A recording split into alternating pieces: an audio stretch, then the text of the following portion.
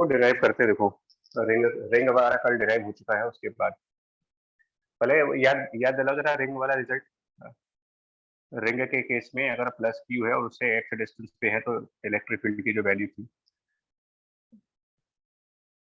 KQX upon R square KQX upon R square plus A square whole to the power R square plus X square whole to the power 3/2। है ये ring का result था, इसी का use करना है इसमें। तो बट वैसे फिर से कल की तरह ना मैथमेटिकल पोर्शन हम स्किप करेंगे टाइम बचाने के लिए। डिस्क में रिंग मान लें। हाँ रिंग मानेंगे। सपोज एक्स डिस्टेंस पर इलेक्ट्रिक फील्ड निकालनी है और उसमें एक पॉजिटिवली चार्ज है, प्लस ऑफ क्यू चार्ज मान रखा है, और प्लस क्यू चार्ज डिस्क पर यूनिफॉर्मली डिस्ट्रीब्यूटेड है, ये दिया गया है आपको। मतलब प्लस क्यू यूनिफॉर्म डिस्ट्रीब्यूशन पे अगर हो तो क्या आंसर बनेगा?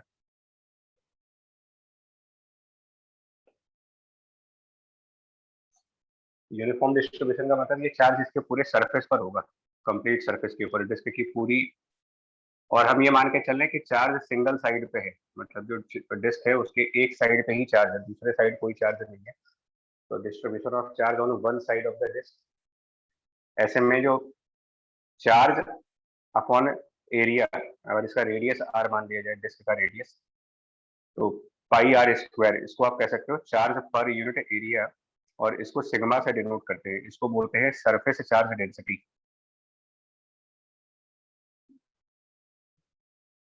सर एक ही सरफेस का मतलब ये ना कि सर मतलब एंटीरियर पोस्टीरियर वाला?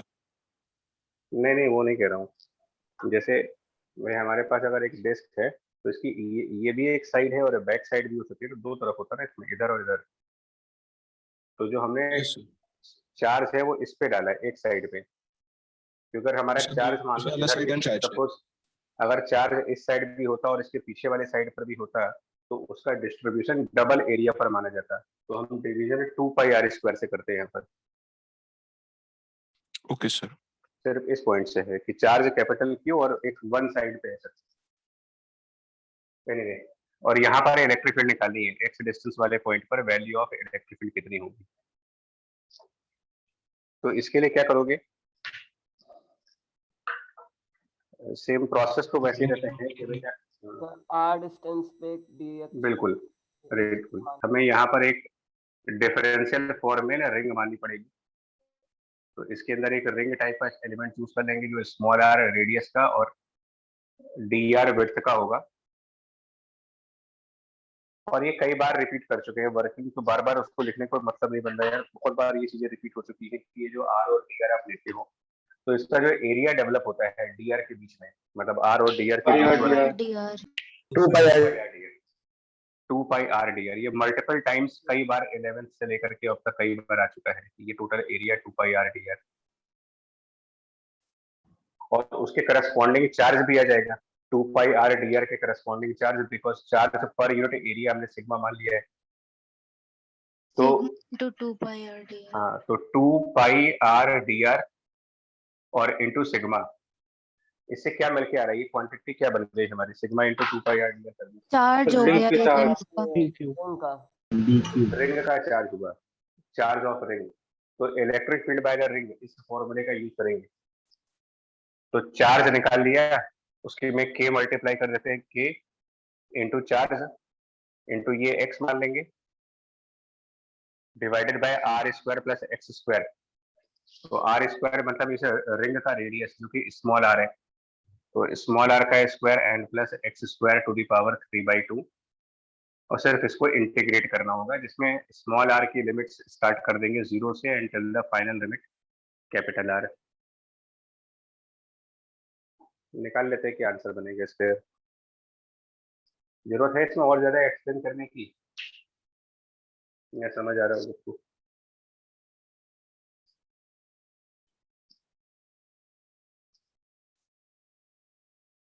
बोलो आ गया आंसर। मुझे सर आंसर भी चाहिए इसका, तो आंसर के लिए टाइम नहीं दे रहे, वो अपने आप देखना। इसमें के जो के होता है इसको भी कहा गया था कि कूलम्स लॉ वाले टाइम पर कि इसको हम 1/4 पाई एप्सिलॉन नॉट कर सकते हो। Epsilon naught. और हाँ, तो जब इंटीग्रेशन वगैरह से पूरा कर लेते हैं तो जो आंसर बनता है वो ये बनता है, sigma divided by 2 epsilon naught into X minus root of R square plus, sorry गड़बड़ हो रहा है sir 1 minus X upon root X square plus R square बनना चाहिए। हाँ वो गड़बड़, 1 minus X upon root of R square plus X, ये बनता है रिजल्ट इसका। ये स्टैंडर्ड रिजल्ट्स में भी आएगा।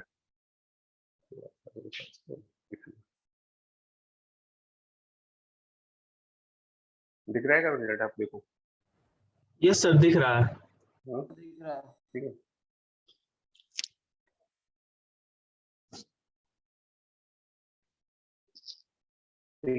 अब इसके लाइन ऑफ सिमेट्री वाला निकालना।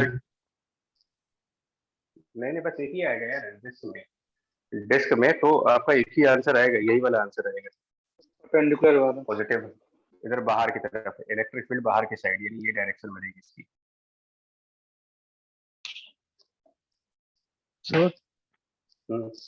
तो इस वाले केस में हमने के की वैल्यू रिप्लेस क्यों की वैसे?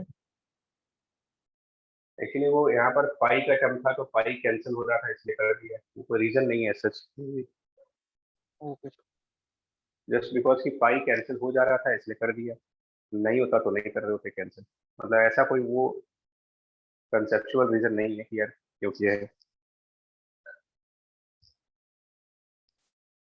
बाकी इसमें सिग्मा को रिप्लेस कर सकते हो capital Q divided by pi R square करके, तो वैल्यू ऑफ सिग्मा रिप्लेस हो जाएगी।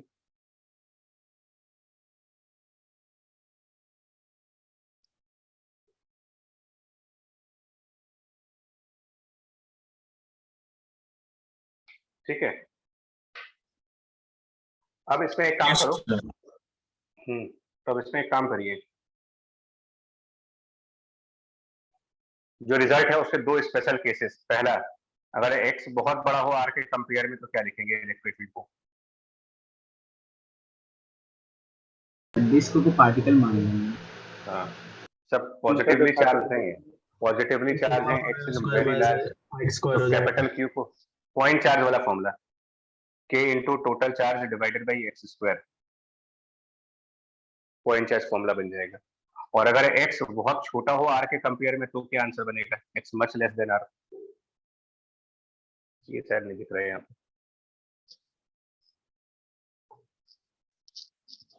बोलो इसका आंसर क्या बन जाएगा? x much less than r not बनेगा, मतलब कि ये चीज, if x is very very less than r, मतलब डिस्क का साइज काफी ज्यादा हो, या हम लोग कह दीजिए कि इसके काफी क्लोज आ गए हैं, सिग्मा बाय 2 एप्सिलॉन नॉट। हाँ, तो इसमें देख लो क्या बन जाएगा, यहाँ से रिजल्ट चेक करो क्या बनेगा। अगर x बहुत छोटा है r के कंपेयर में, ये सब दूसरा टर्म 0 हो जाएगा, तो सिग्मा x नेग्लेक्ट, तो हाँ, एक तो ये x स्क्वायर नेग्लेक्ट हो जाएगा, और क्योंकि r की वैल्यू बहुत ज्यादा, x बाय r आएगा और x बहुत छोटा है तो वो 0 हो जाएगा। हाँ, ये पूरी वैल्यू 0 के आसपास चली जाएगी, बिकॉज न्यूमरेटर में बहुत छोटी वैल्यू होगी और डिनोमिनेटर में बहुत बड़ी वैल्यू होगी, तो टेंडिंग टू 0 वैल्यू, तो वो हट जाएगा और आंसर आपका बन जाएगा इलेक्ट्रिक फील्ड का approximately sigma divided by 2 times of epsilon not, ये इसका आंसर बन जाएगा रफली, सिग्मा बाय 2 एप्सिलॉन नॉट। और इस वाले केस में जब आप ये कह दोगे कि x is much much less than capital R, x is much much less than capital R, then electric field is approximately sigma by 2 epsilon naught, यानी इसका मतलब ये हुआ कि very close to the disk, very close to the disk, या फिर otherwise आप कह सकते हो size of disk is very large, और इस स्पेशल कंडीशन को हम कहते हैं that means disk almost infinite size की है। तो ये infinite size of the disk या infinite surface कह सकते हैं इसको, कि अगर कोई इनफाइनाइटली चार्ज सरफेस है, सरफेस काफी बड़ा सरफेस होगा, तो उसकी वजह से जो इलेक्ट्रिक फील्ड बनेगी बाय द इनफाइनाइट सरफेस, वो आप लिख सकते हो sigma which is charge per unit area and divided by 2 times of epsilon 0। इसके ऊपर भी डायरेक्ट क्वेश्चंस आते हैं, इनफाइनाइट सरफेस की इलेक्ट्रिक फील्ड, ये भी स्टैंडर्ड रिजल्ट्स में से है। स्टैंडर्ड रिजल्ट का मतलब इनको याद रखना होता है। डिस्क की जनरलाइज इलेक्ट्रिक फील्ड, इसको भी याद रखना होता है। और ये वाला तो याद करना ही नहीं है, क्योंकि इसको हमने पहले कई बार कंसेप्ट में बता चुके हैं कि जब बहुत ज्यादा डिस्टेंस पे जाएंगे तो हम बार बार पॉइंट चार्ज का फॉर्मूला यूज करेंगे उसमें। सर हाँ सर आपने इनफाइनाइट सरफेस लिखा है, मतलब अगर ये डिस्क की जगह कोई भी सरफेस होगा तो भी यही होगा। हाँ तो भी यही होता है एक्चुअली में। हाँ मतलब ये जनरलाइज रूल है एक्चुअली में। हमने भले डिस्क के लिए क्या और भी सरफेसेस का भी करके दिखाएंगे आपको। ये इनफाइनाइट सर्कुलर सरफेस है। चलो देखो, इनफाइनाइट सर्कुलर सरफेस के लिए आंसर है सिग्मा बाई 2 एप्सिलॉन 0। चलिए आगे बढ़ते हैं, उसके पहले काम करो, ग्राफिकल रिप्रेजेंटेशन कैसा बनेगा इलेक्ट्रिक फील्ड का और एक्स के बीच में। तो वो भी रिप्रेजेंटेशन यहाँ से क्लियर है। स्टार्ट करिए x equal to 0। x equal to 0 मतलब centre of disc. Put x equal to 0, that is the centre of disc. तो x इक्वल टू 0 रखिए। यहाँ जब x इक्वल टू 0 रख देंगे तो इलेक्ट्रिक फील्ड की वैल्यू बचेगी सिग्मा बाई 2 एप्सिलॉन 0। तो start with the sigma by 2 epsilon 0। और x equal to infinite value, infinity पर जाकर के कोई भी इलेक्ट्रिक फील्ड 0 हो जानी है। 0 तो electric field sigma by 2 epsilon not से स्टार्ट होगा और x इक्वल टू इनफाइनाइट करने पर वैल्यू 0 हो जाएगी। तो रफली कुछ ऐसा ग्राफ आता है। ये start with sigma by 2 epsilon naught and finally goes to the 0 value. कुछ इस तरीके से आती है। सर वेव पल्स जैसा लग रहा है। वेव सर वेव पल्स बिल्कुल वैसे ही लगता है। और दूसरे साइड अगर x की अदर साइड पे चलते हो, मतलब डिस्क के दूसरे साइड में, तो भी सेम चीज होगी। जिस टाइप से इलेक्ट्रिक फील्ड डिस्क के एक तरफ होती है, वैसे ही इलेक्ट्रिक फील्ड डिस्क के दूसरे साइड भी होती है। बट उसमें फर्क इतना आ जाएगा कि जो डायरेक्शन ऑफ इलेक्ट्रिक फील्ड होगी, क्योंकि ये पॉजिटिवली चार्ज डिस्क है, तो इस लेफ्ट साइड पर इलेक्ट्रिक फील्ड लेफ्ट साइड बनेगा, राइट साइड पर इलेक्ट्रिक फील्ड राइट साइड बनेगा। तो डायरेक्शंस का फर्क है। और जब डायरेक्शंस का फर्क होता है तो ग्राफ में साइन का फर्क आ जाता है। डायरेक्शन और प्लस माइनस जो दिखाओगे, तो जब x को नेगेटिव करेंगे तो यही वाला ग्राफ दिखाएंगे, लेकिन तीसरे क्वाड्रेंट पे दिखाएंगे। Similar graph in the third quadrant, इस तरीके से। मतलब ये जो यहाँ पर इलेक्ट्रिक फील्ड को पॉजिटिव वैल्यू में दिखाया जा रहा है, यहाँ पर इलेक्ट्रिक फील्ड को नेगेटिव वैल्यू दिखाने का मतलब सिर्फ ये होता है कि डिस्क जब ये x पॉजिटिव साइड पर है तो E भी हमारा पॉजिटिव साइड है, और जब x नेगेटिव साइड पे जा रहे हैं, मतलब डिस्क के दूसरे साइड पर जहां पर x की वैल्यू नेगेटिव है, तो E की वैल्यू भी नेगेटिव है। Negative negative positive positive. तो फर्स्ट क्वाड्रेंट और थर्ड क्वाड्रेंट पे ग्राफ प्लॉट किया गया। Minus sigma by 2 epsilon not से स्टार्ट होगा वो। हाँ वो सब डायरेक्शन के लिए। ठीक है, चले आगे बढ़े। Yes sir. यस आगे। ओके सर एक चीज पूछनी थी। हम्म। सर ये जो पार्टिकल है, मतलब ये अलोंग द मतलब लाइन ऑफ सेंटर ही रहेगा, अलोंग डायमीटर या रेडियस रहेगा? अगर मतलब पार्टिकल नहीं है यार, ये हम एक पॉइंट पर इलेक्ट्रिक फील्ड निकाल रहे हैं। हम लोगों ने इलेक्ट्रिक फील्ड डिस्क की एक्सिस पे ही कैलकुलेट किया है। और यही देखो, वैसे तो आप इलेक्ट्रिक फील्ड कहीं भी कैलकुलेट करना चाहो कर सकते हो, मतलब थोड़ी है उसका। हम लोगों से पूछा जाता है डिस्क की एक्सिस पर इलेक्ट्रिक फील्ड। Okay sir. ये हमारी कैलकुलेशन बोलते हैं। जैसे कि एज एग्जांपल क्वेश्चन ऐसे आते हैं, मतलब प्रॉब्लम्स इस तरीके से न्यूमेरिकल्स में आते हैं। डायरेक्ट फॉर्मूले बेस्ड क्वेश्चंस होते हैं। जैसे कि आपसे ये कहा जाए कि भाई पॉजिटिवली चार्ज डिस्क है, मैं आपको न्यूमेरिकल के एग्जांपल में दिखाता हूँ। और मान लो आपसे कहा जाए कि इसके ऊपर 10 माइक्रोकूलम्ब का चार्ज है, 10 माइक्रोकूलम्ब चार्ज की डिस्क है, और रेडियस ऑफ डिस्क 10 माइक्रोकूलम्ब चार्ज की डिस्क जिसका रेडियस 10 सेंटीमीटर है, और इससे 10 सेंटीमीटर के डिस्टेंस पर कोई पॉइंट है और वहां पर इलेक्ट्रिक फील्ड की क्या वैल्यू होगी, ये क्वेश्चन पूछते हैं। सीधा सीधा क्वेश्चन आता है इसमें। चार्ज गिवन है, रेडियस गिवन है, डिस्टेंस गिवन है, now what is the electric field. तो हमें कुछ डिराइव थोड़ी करना वहां जाकर के, हमें सिर्फ फॉर्मूला याद होना चाहिए कि डिस्क की इलेक्ट्रिक फील्ड ये होती है, मतलब ये रिजल्ट यूज करो और देखो क्या आंसर बनता है इसके हिसाब से। मतलब उसका एक्सेस के रिस्पेक्ट में देखते हैं, अगर हम लोग फील्ड देखते हैं तो पूछा ही जाता है वही, मतलब इसमें कोई वेरिएशन नहीं होता। ये फॉर्मूला टाइप है बच्चे, इसमें लॉजिक नहीं कोई चल रहा, ये याद करने के लिए दिया जाता है।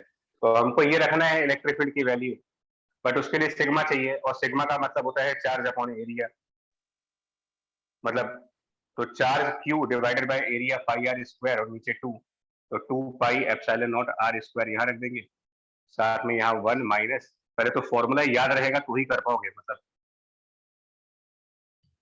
अब इसमें वैल्यूज बता दो कौन सी करेंगे, सिर्फ वैल्यू रखनी है। आगे प्रोसीड करूं मैं या कुछ सब कुछ तो दिया है। मतलब चार्ज की वैल्यू दी गई है, रेडियस की वैल्यू दी गई है, और एक्स की वैल्यू दी गई है, मतलब इसमें कोई कंसेप्ट नहीं है, इसको लेकर के टेंशन मत फॉलो कि यार इसमें क्या होगा, सीधा सीधा वैल्यू क्वेश्चन आता है, स्टैंडर्ड यूनिट्स में पुट करेंगे, ऐसा ही यूनिट्स में। मतलब यहाँ पर जो टेस्ट होता है वो इस बात का होता है कि फॉर्मूला याद है कि नहीं याद, कोई लॉजिक वॉजिक नहीं है इसमें। आगे बढ़ते हैं।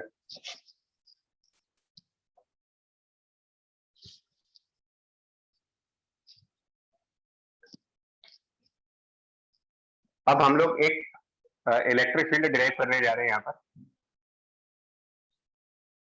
और रेक्टेंगुलर स्ट्रिप की इलेक्ट्रिक फील्ड कैसे होगी देखिए।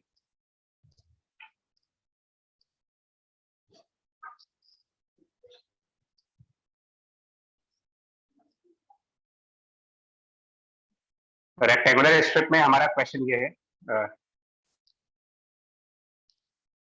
काफी लंबा, मतलब एक लॉन्ग स्ट्रिप है, इस तरीके से मानते हैं, डायग्राम को अगर समझ पाए।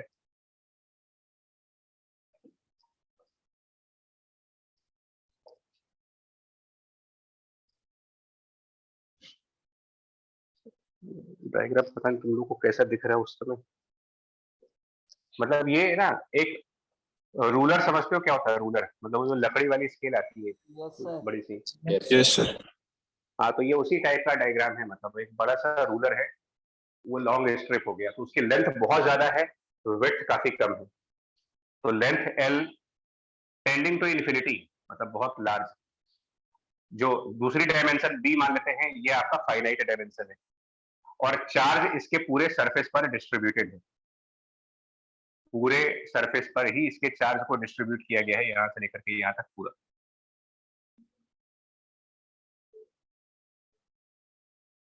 सर यूनिफॉर्म डिस्ट्रीब्यूशन है, और हर यूनिफॉर्म ही करेंगे, जो डेरिवेशंस हैं वो यूनिफॉर्म की होती है। Sigma, sigma stand for charge per unit area, तो मैं इसकी यूनिट लिख दे रहा हूं ताकि आपको समझ में आए, कूलम पर metre square, that means sigma is the charge on 1 metre square area.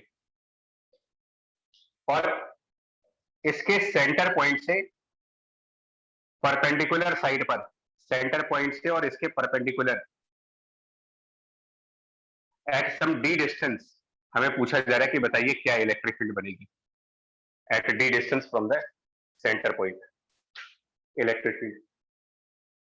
ये नॉन स्टैंडर्ड रिजल्ट है, मतलब इसको याद नहीं कर रहे हैं पहले बार, जो जहां जहां मैं बोलूंगा स्टैंडर्ड रिजल्ट, मतलब वो हमारे शॉर्ट नोट्स में होने चाहिए,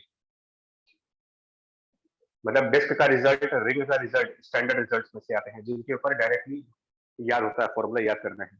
ये हम एक तरीके से प्रॉब्लम कर रहे हैं, नॉन स्टैंडर्ड रिजल्ट है, इसको याद करने की जरूरत नहीं होती है, इसको समझने की जरूरत होती है, इसको डायरेक्ट कैसे किया जाए। एल लेंथ की लाइन अज्यूम कर लेंगे। हाँ तो इसमें बिल्कुल सही करेंगे, इसमें क्या करेंगे,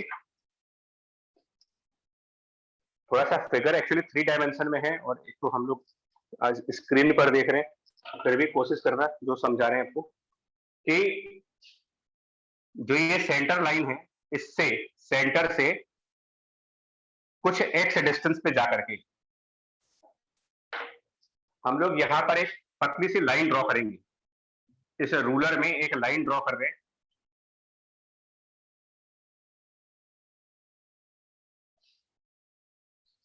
दिख रहा है आप लोग को line? Yes yes sir. Okay, तो ये डिस्टेंस सेंटर से एक्स है, मतलब सेंटर से इसका डिस्टेंस स्मॉल एक्स मान रहे हैं, ठीक है। अगर किसी के स्क्रीन पर विजिबिलिटी नहीं है तो वो हमारे वर्ड्स को सुन ले, इसीलिए बोल भी रहे ताकि उसके हिसाब से बना सकते हो। और फिर एक्स्ट्रा में इसकी एडिशनल विड्थ dx मान लें,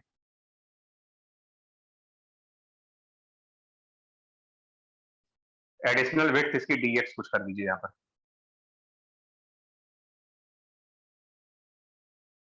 ठीक है, और अब मुझे कैलकुलेट करना है कि टोटल कितना चार्ज होगा इसके ऊपर, value of charge, total charge on this wire. अच्छा, प्रैक्टिकली यार एल इनफाइनाइट कभी होता नहीं है, एल टेंड्स टू इन्फिनिटी का एक्चुअल में मतलब ये होता है कि एल की वैल्यू कंपेयर टू बी बहुत बड़ी है। मतलब प्रैक्टिकली मतलब आप इनफाइनाइट वायर नहीं कह सकते।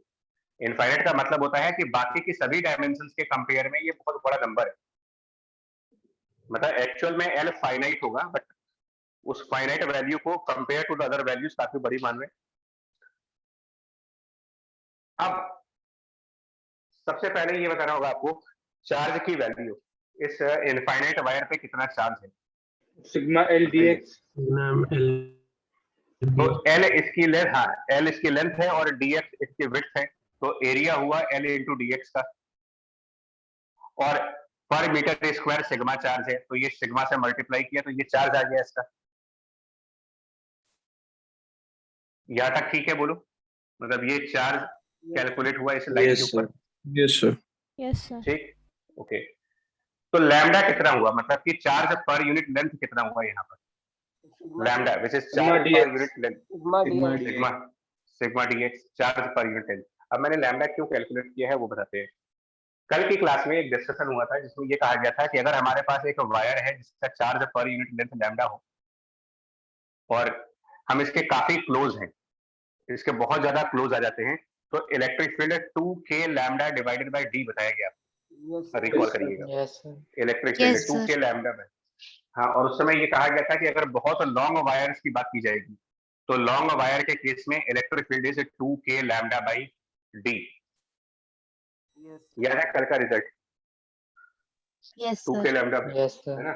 ओके, तो यही चीज यहाँ यूज करने जा रहे हैं, क्योंकि ये जो रेड कलर से आप देख रहे हो ये एक बहुत लॉन्ग वायर माना जाएगा, और लॉन्ग वायर, और इस लॉन्ग वायर की वजह से इस पॉइंट पर इलेक्ट्रिक फील्ड जब कैलकुलेट करेंगे तो ये वाला फॉर्मूला यूज करेंगे, electric field of a long wire का फॉर्मूला। और इस हिसाब से क्या इलेक्ट्रिक फील्ड बनेगी, इसको हम डी से डिनोट करने जा रहे हैं। तो डी का मतलब हुआ electric field by this red coloured wire, जो रेड कलर आपको स्क्रीन पे दिख रहा होगा, इसकी वजह से इलेक्ट्रिक फील्ड इक्वल टू, ये रिजल्ट लगाएंगे जो पिछली क्लास में डेरिवेशन हुई है, 2k लैम्डा को रिप्लेस करेंगे सिग्मा इंटू dx के साथ और डिवाइडेड बाय d मतलब इससे उस पॉइंट का डिस्टेंस, यानी कि ये distance, root of D square plus X square. Root over D square plus X square. हाँ ये डिस्टेंस आप स्क्रीन पर मूवमेंट देखिएगा हैंड की, ये डिस्टेंस कितना होगा, ये d है हमारे लिए, रूट एक्स प्लस डी, मतलब d का मतलब जो फॉर्मूले में d है, वैसे तो d मैंने इसको लिखा हुआ है, बट हमारे फॉर्मूले में जो d आता है, इस फॉर्मूले में जो d आता है उसका मतलब होता है इस वायर का उस पॉइंट के साथ डिस्टेंस, तो वो होगा मेरे ख्याल से root of small d square plus X square. मतलब दो जगह d लिखा है तो कंफ्यूज तो नहीं हो रहे ना कि यहाँ पर जो d लिखा है और यहाँ जो d लिखा है, ये जो d है वो एक डिस्टेंस है, और ये d फॉर्मूले के हिसाब से मतलब उसका सेंस पकड़ना पड़ता है कि d मतलब डिस्टेंस। ठीक है, अब इसके बाद क्या करेंगे, इसकी डायरेक्शन देखेंगे। तो ये जो डी बन रहा है उसका डायरेक्शन पार्ट, तो क्योंकि ये पॉजिटिवली चार्ज वायर है तो डी की जो डायरेक्शन होगी इससे अवे जानी चाहिए, मतलब ये डायरेक्शन बनेगा डी का, इससे बाहर जाना चाहिए, पॉजिटिवली चार्ज है। यहां तक ठीक है? यस सर, यहां तक ठीक है, ओके। ये जो डी है ये इस परपेंडिकुलर लाइन के साथ कोई एंगल बना रहा होगा, जो डिस्क के सॉरी इस रेक्टेंगल के सेंटर से जो ये परपेंडिकुलर लाइन जा रही है, जिसको कि नॉर्मल भी कह सकते हो कि ये इसका नॉर्मल है, उस नॉर्मल से डी का कोई एंगल बन रहा होगा और वो एंगल थीटा मान रहा है। प्रॉब्लम होगी तो बोलिएगा। तो ये वाला पार्ट एक बार फिर से एक्सप्लेन कर दीजिए। प्रॉब्लम नहीं, इसमें इलेक्ट्रिक फील्ड की जो डायरेक्शन है वो ये दिखाई जा रही है, इस रेड कलर्ड जो लाइन है, इस रेड कलर्ड लाइन के सेंटर से, रेड कलर्ड लाइन के सेंटर से और जिस पॉइंट पर इलेक्ट्रिक फील्ड निकालना है उन दोनों को ज्वाइन करना होगा, तो रेड कलर लाइन के सेंटर से उस पॉइंट को मिला करके और इलेक्ट्रिक फील्ड बाहर की तरफ लेके जा रहे हैं, ये डायरेक्शन ऑफ इलेक्ट्रिक फील्ड है। मतलब इलेक्ट्रिक फील्ड की लाइन इस रेड कलर के सेंटर से बाहर आ रही है और नॉर्मल लाइन पूरे रेक्टेंगल के सेंटर से बाहर आ रहा है। तो ऑब्वियस ही बात है कि दोनों लाइनों के बीच में कोई एंगल बन रहा हो। Line coming from the centre of rectangle and the line coming from the centre of this red colour line, कुछ तो एंगल बनेगा उनके बीच में। यस उसके हिसाब से डीई का कौन सा कंपोनेंट नॉर्मल डायरेक्शन में जाएगा? Component of DE which is normal theta. हाँ, तो इसका मतलब जो डीई का नॉर्मल कंपोनेंट है उसको डीई नॉर्मल कहें अगर, तो वो होगा DE multiplied by cos theta. और मेरा इंटरेस्ट नॉर्मल कंपोनेंट में क्यों है? मतलब डीई के नॉर्मल कंपोनेंट को ही क्यों निकाल रहे हैं, बाकी कंपोनेंट के बारे में क्यों बात बाकी सब कट जाएंगे सर, सिमेट्री बाकी सिमेट्री से कैंसिल हो जाएंगे, रिजल्टेंट वैल्यू बाहर की तरफ ही आएगी, क्योंकि रिजल्टेंट इलेक्ट्रिक फील्ड जो होता है वो पूरे चार्ज के सेंटर से बाहर आना चाहिए। तो पूरे चार्ज के सेंटर से जब रिजल्टेंट इलेक्ट्रिक फील्ड बाहर जाएगी तो अल्टीमेटली डी का सिर्फ वही कंपोनेंट इंटीग्रेट होगा जो कि नॉर्मल लाइन पे आएगा। सर वो दिख भी रहा है, वो सब वेक्टर से एक दूसरे को कैंसिल कर देंगे। राइट, हाँ वही मतलब लॉजिकल फॉर्म, सिमेट्री या लॉजिक। तो यानी कि जो मुझे को इसमें अभी तो दिख रहा है, लेकिन जब हम लोग सेल्फ डेरिवेशन कर रहे होते हैं ना तो यहाँ पर कंफ्यूजन होती है, और कईयों को होगी इस टाइम पर भी, कि हम लोग क्या करें, इंटीग्रेशन डी का करेंगे या फिर उसके नॉर्मल कंपोनेंट का करेंगे। तो जो मुझे रिजल्ट, हाँ मुझे रिजल्टेंट डी तो दे नहीं रहा, तो रिजल्टेंट कौन दे रहा है मुझे? डी का नॉर्मल कंपोनेंट दे रहा है। तो जिससे रिजल्टेंट बनने वाला है वो इंटीग्रेट करिए, यानी कि फाइनल इलेक्ट्रिक फील्ड जब कैलकुलेट करने की बात आएगी तो वो integration of that normal component, यानी integration of d cos theta. अब डी कॉस थीटा कितना होगा? तो डी की वैल्यू है 2k sigma dx over root of x square plus d square. ये तो डी की वैल्यू हुई, और कॉस ऑफ थीटा वो भी देखना पड़ेगा आपको। ये एंगल थीटा है, यहाँ पर ये एंगल थीटा बन रहा है। d upon root over d square plus x square। Yes sir. हाँ, cos of theta will be this d upon ये डिस्टेंस, यानी कि समझ पा रहे हैं, कॉस थीटा की वैल्यू जब रखेंगे, यस सर। तो कॉस ऑफ थीटा की वैल्यू रखेंगे तो वो आएगा D upon square root of D square plus X square. तो जब उसको यहाँ रखेंगे ना, कॉस थीटा की वैल्यू रखेंगे, तो क्या ये यहाँ से स्क्वायर रूट चला नहीं जाएगा? यस सर, चला जाएगा। यस सर, ऊपर डी स्क्वायर का टर्म आ जाएगा। ऊपर डी का टर्म आएगा, डी स्क्वायर का नहीं।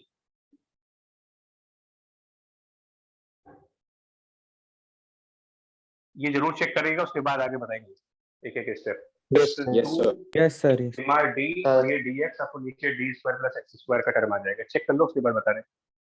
Yes sir. सर वो मैंने dx को d समझ लिया था। ठीक, ओके। नहीं इसीलिए तो बोल रहे हैं यार, मुझे पता है भाई स्क्रीन पर पढ़ने में प्रॉब्लम है, बहुत सारी दिक्कतें हैं, लेकिन अब क्या करेंगे। फिर आते हैं लिमिट्स के ऊपर। जो डिस्टेंस x है, जो वेरिएबल क्वांटिटी है, उसकी लिमिट। तो सेंटर से जब कर रहे होंगे माइनस b by 2 से plus b by 2। Minus b/2 से प्लस b/2।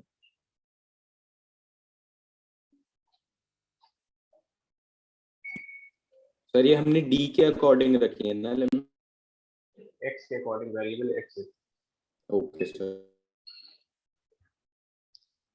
अब आते हैं, ये एक स्टैंडर्ड रिजल्ट है, अब ये नहीं बता पाएंगे बिकॉज इंटीग्रेशन के जो फॉर्मूलेज होते हैं किसी भी मैथ्स की बुक में जाओ, इनवर्स कुछ होता है। हाँ dx upon a square plus inverse x y है इंटीग्रेशन का स्टैंडर्ड रिजल्ट है, और ये एक्सपेक्ट किया जाता है कि आपको ये याद होना चाहिए। हाँ सही आंसर दे रहे हैं लोग, ये तो है tan inverse of x by. पक्का ना, या सर 1 by a होता है, 1 by a भी होता है। हाँ, यस सर।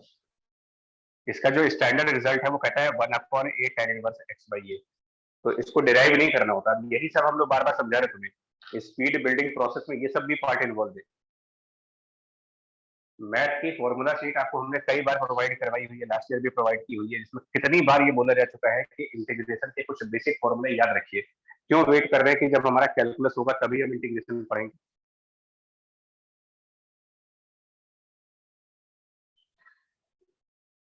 हमेशा बोला है कि आप इंटीग्रेशन के 10-15 फॉर्मूले जो बेसिक है ना, उसको पेज पे लिख करके और अपने स्टडी रूम में लगा लीजिए, ताकि जब भी कोई फिजिक्स का प्रॉब्लम आए और उसमें इंटीग्रेशन फंस जाए तो ये नहीं होना चाहिए कि इंटीग्रेशन की वजह से हम आगे नहीं बढ़ पा रहे।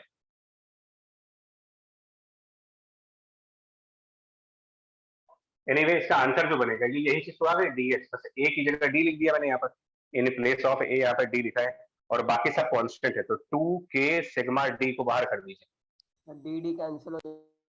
और अल्टीमेटली क्या बनेगा देखो 2k सिग्मा d ये तो बाहर आ गया और जो इंटीग्रेशन बना वो स्टैंडर्ड रिजल्ट के हिसाब से बनेगा 1/d tan इनवर्स x/d और जिसकी लिमिट रखनी है मुझे को -b/2 से +b/2। अब इसके बाद भी मैथ वाला कंसेप्ट है, लिमिट्स कैसे रखी जाती है वो देख लीजिए आप।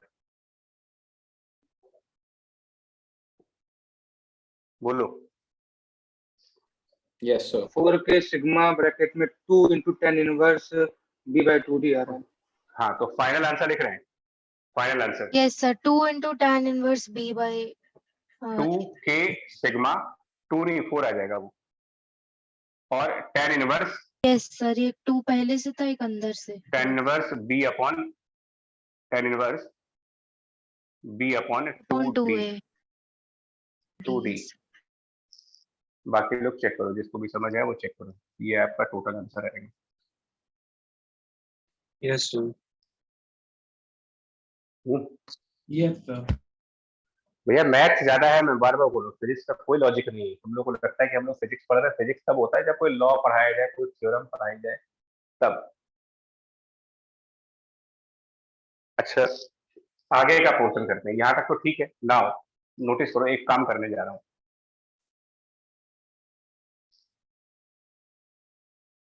अगर बी एल ऑलरेडी बहुत बड़ा नंबर है, मतलब लेंथ बहुत ज्यादा है इसकी, नाउ बी भी बहुत ज्यादा हो जाए, अगर बी बहुत बड़ा नंबर हो as compare to D, L already D से बहुत बड़ा है।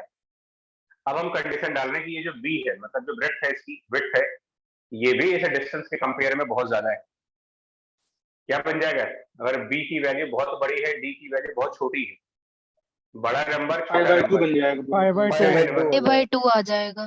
कहाँ पर π/2 आ जाएगा? tan इनवर्स की tan जगह पर। inverse b by 2d की पूरा जगह। π/2 आएगा। tan अच्छा inverse ये b/2 π/2, ये टर्म π/2 आ जाएगा और k को पुट करिए 1/4πε0, k 1/4πε0 सिग्मा अपॉन और tan inverse b upon 2d को रखो π/2। पूरा आंसर जब सिंप्लीफाई होगा sigma upon 2 epsilon sigma upon 2 epsilon. फिर आ गया। अभी ये आंसर पहले भी आया था, थोड़ी देर पहले भी आया था। Yes sir. कब आया था? तब जब इनफाइनाइट सरफेस बॉडी ले बहुत रहे थे हम इनफाइनाइट लोग। सरफेस थी। नहीं, डिस्क लिया था आपने, disc of a very big size, yes sir. मतलब वो उसकी ज्योमेट्री सर्कल थी, a circle of bigger radius. Now the geometry is rectangle, a big rectangle. Answer तो तब भी वही आ रहा है, sigma by 2 epsilon naught. Yes. मतलब क्या समझ आ रहा है आपको इससे कि एक सर्कुलर सरफेस अगर बहुत बड़ी है या एक रेक्टेंगुलर सरफेस बहुत बड़ा है, दोनों ही केसेस में जो आंसर बन रहा है वो sigma equals to electric field equals to sigma divided by 2 epsilon 0। Infinite area surfaces same electric field बनाती हैं। तो क्या उसमें सरफेस की ज्योमेट्री देखोगे आप कि सरफेस की ज्योमेट्री स्क्वायर शेप में है नो या सर। सर्कल के शेप नो तो उससे डिपेंडेंट है कि किस तरह का शेप है। में? बिल्कुल, ये भी स्टैंडर्ड फॉर्म हो गई ना, जैसे इसको नोट करना होता है। Electric field by any infinite surface, whether it is circular, triangular, square, pentagon, किसी भी फॉर्म का हो, irrespective of geometry, for any infinite surface the electric field is sigma divided by 2 epsilon 0। Sir एक बार ये बता दीजिए, हम्म, सर एक बार ये बता दीजिए कि हम लोग किस तरह से डिसाइड करेंगे, किसके कंपैरिजन में देखेंगे अलग अलग जगह कि हम लोग, मतलब जैसे सर प्रैक्टिकली तो कोई चीज इनफाइनाइट हो नहीं सकती, जैसे यहाँ पे हम लोग ने देखा कि जो डिस्टेंस ऑन द इनफाइनाइट थोड़ी कह रहे हैं हम, ये कह रहे हैं इनफाइनाइट कहाँ बोल रहे हैं। आपकी स्क्रीन पर ये बोर्ड है, अब ये बोर्ड इनफाइनाइट साइज का तो है नहीं, लेकिन अगर मैं बोर्ड के बिल्कुल नजदीक चला जाऊं तो मेरी जो डिस्टेंस फ्रॉम द बोर्ड है, डिस्टेंस फ्रॉम द बोर्ड, उसके कंपेयर में बोर्ड बहुत बड़े साइज का है, तो हम इसको इनफाइनाइट मान रहे हैं। सर तो बेसिकली डिस्टेंस ऑफ द, मतलब जिस जगह पे हम लोग निकाल रहे होते हैं जो डिस्टेंस होता है उसके कंपैरिजन में देखते हैं ना ऑब्जेक्ट के डायमेंशंस क्या है। हाँ बिल्कुल, देखिएगा बताने में आपको।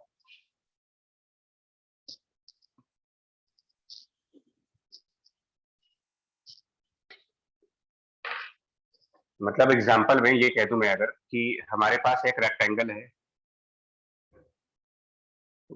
ये 20 सेंटीमीटर लेंथ है इसकी और 10 सेंटीमीटर इसकी विड्थ है मान लेते हैं, और इसके ऊपर पूरा चार्ज है। देखो एग्जांपल बता रहे हैं, ठीक, और इसके ऊपर चार्ज हुआ 10 माइक्रोकूलम्ब का, और इससे 2 मिलीमीटर की डिस्टेंस पर इलेक्ट्रिक फील्ड पूछा जाए, 2 मिलीमीटर, क्या लग नहीं रहा आपको कि 2 मिलीमीटर का डिस्टेंस कंपेयर करो जरा 10 सेंटीमीटर और 20 सेंटीमीटर, मतलब एरिया का कंपैरिजन में देखो, बहुत छोटा है। 10, 20 और उसके, तो ये एक, वैसे तो सरफेस फाइनाइट है, वैसे ये सरफेस फाइनाइट है, साइज 10 और 20 फाइनाइट वैल्यूज है, बट क्योंकि आप उसके बहुत नजदीक जा चुके हो, बहुत क्लोज आ चुके हो, 2 मिलीमीटर की डिस्टेंस पर हो, क्या लिखोगे इलेक्ट्रिक फील्ड यहाँ पर? Answer sigma by 2 epsilon, sigma by 2 epsilon naught. और सिग्मा निकालना होगा, sigma is charge upon area, तो it is q divided by, suppose इसको एल डिनोट कर देते हैं, इसको बी डिनोट कर देते हैं, Q upon LB। Q upon, तो 2 एप्सिलॉन नॉट एल बी, ये आंसर बनेगा। अब इसके अंदर वैल्यूज एसआई यूनिट्स पर डालनी पड़ेगी। यहीं पर अगर मुझे ये कहा जाए, ये तो अपनी अंडरस्टैंडिंग के ऊपर है भाई, यहीं पर ये कहा जाए कि नहीं मुझे इससे 20 मीटर की डिस्टेंस पर इलेक्ट्रिक फील्ड चाहिए, 20 मीटर के डिस्टेंस पे, 2 मिलीमीटर नहीं, 20 मीटर दूर कितनी है, not 20 metre is very large, 20 metre is very large as compare to 10 and 20। अब बहुत बड़े नंबर पे चलेगा, फार अवे वाला पॉइंट आ गया, फार अवे वाले पॉइंट में पॉइंट चार्ज का फॉर्मूला, इलेक्ट्रिक फील्ड इज के टोटल चार्ज अपॉन जो भी डिस्टेंस है उसका स्क्वायर। तो ये हमको समझना पड़ता है न्यूमेरिकल वैल्यूज में कि कहां पर इसको इनफाइनाइट मानना है, कहां पर पॉइंट चार्ज मानना है। कभी कभी क्वेश्चन में डायरेक्ट बोला जाता है एन इनफाइनाइट सरफेस, ये लाइन लिखी होती है एन इनफाइनाइट सरफेस, तो जब इनफाइनाइट सरफेस क्वेश्चन में लिखा हुआ है तो sigma by 2 epsilon not, question में कहा जा रहा है कि आप पॉइंट चार्ज, तो ये फॉर्मूला। और कभी कभी क्वेश्चन इनडायरेक्ट वे में क्या होता है कि डायमेंशन दे दी जाती है और हमको जजमेंट करनी पड़ती है कि क्या ये डिस्टेंस बहुत छोटा है या फिर ये डिस्टेंस बहुत बड़ा है। और यही पर अगर मैं कह देता कि बताइए इससे 5 सेंटीमीटर पर क्या इलेक्ट्रिक फील्ड होगी, इलेक्ट्रिक फील्ड एट 5, तो हम कहते हैं भैया ये हमारे स्कोप के बाहर चला गया, क्योंकि हमारे स्कोप के बाहर इसलिए चला गया कि हमको पॉइंट चार्ज आता है या फिर इनफाइनाइट आता है। इसका तो हमने कुछ अभी तक फॉर्मूला ही नहीं पढ़ा, कहाँ पढ़ा आपने? जी सर। तो ना पूछा जाएगा और ना मुझे बताने की कोई जरूरत है, हमारे सिलेबस का पार्ट नहीं है। तो ये कभी मत सोचना कि ऐसा आ जाएगा तो क्या करेंगे, भाई नहीं आएगा, 12th लेवल तक कभी नहीं आएगा। वो 2 ही क्वेश्चन पूछते हैं, या तो आप चार्ज को पॉइंट मान लीजिए या फिर चार्ज को इनफाइनाइट मान लीजिए। पॉइंट और इनफाइनाइट 2 एक्सट्रीम केसेस, या तो बिल्कुल जीरो साइज या बहुत बड़ा साइज। सर हाँ सर, हम लोग जब डेरिवेशन कर रहे थे तो हमने ये लिया था कि L is very much greater than B। बिल्कुल सर, अगर L और B समहाउ कंपेरेबल वैल्यूज है तो भी ये रिजल्ट्स काम कर जाएंगे ना सर? क्योंकि इनफाइनाइट वाले केस में, क्योंकि इसमें L और B मतलब इतने ज्यादा डिफरेंस नहीं। तो हमारा रिजल्ट क्या आया था? 2K सिग्मा और tan इनवर्स वाला आया था ना? Yes sir. ये रिजल्ट नहीं काम करेगा यहाँ पर। ओके सर, यही सर पूछना था इसी के बारे में। क्यों नहीं काम कर रहा है बताओ क्यों? सर क्योंकि हम जब डेरिवेशन कर रहे थे तो हमने L को बहुत ज्यादा बड़ा लिया था B के कंपैरिजन में, यहाँ तो कंपेरेटिव वैल्यूज हैं। हाँ मतलब 2 टाइम्स ही तो है, तो 2 टाइम्स कोई बहुत ज्यादा नंबर थोड़ी है। यस सर, बहुत ज्यादा बड़ा नहीं। पूछेंगे भी नहीं आपसे भाई, मैं कह तो रहा हूँ कि वो एक नॉलेज है। मैं तो वो एक डाउट बीच में इन्होंने रेज कर दिया था कि सर वो सिग्मा बाय 2 एप्सिलॉन नॉट क्या सभी सरफेसेस के लिए होता है? तो उसका आंसर देने के लिए मेरे को ये डेरिवेशन करनी पड़ गई कि चाहे सरफेस रेक्टेंगल के फॉर्म में हो, चाहे सरफेस सर्कल के फॉर्म में हो, अगर वो बहुत बड़ा सरफेस है, और बहुत बड़ा सरफेस का मतलब होता है इलेक्ट्रिक फील्ड की कैलकुलेशन सरफेस के काफी नजदीक की जा रही है, सरफेस के बहुत नजदीक इलेक्ट्रिक फील्ड फाइंड आउट कर रहे हो आप, बहुत ज्यादा क्लोज हो, तो हम उसको इनफाइनाइट वाले फॉर्मूले से निकालते हैं, यानी सिग्मा बाय 2 से। और बहुत ज्यादा दूर चले जाते हो, मतलब very close and far away, 2 extreme cases. So very close to the surface sigma by 2 epsilon naught, and far away from the surface point charge का फॉर्मूला। अब याद रखिए इस चीज को।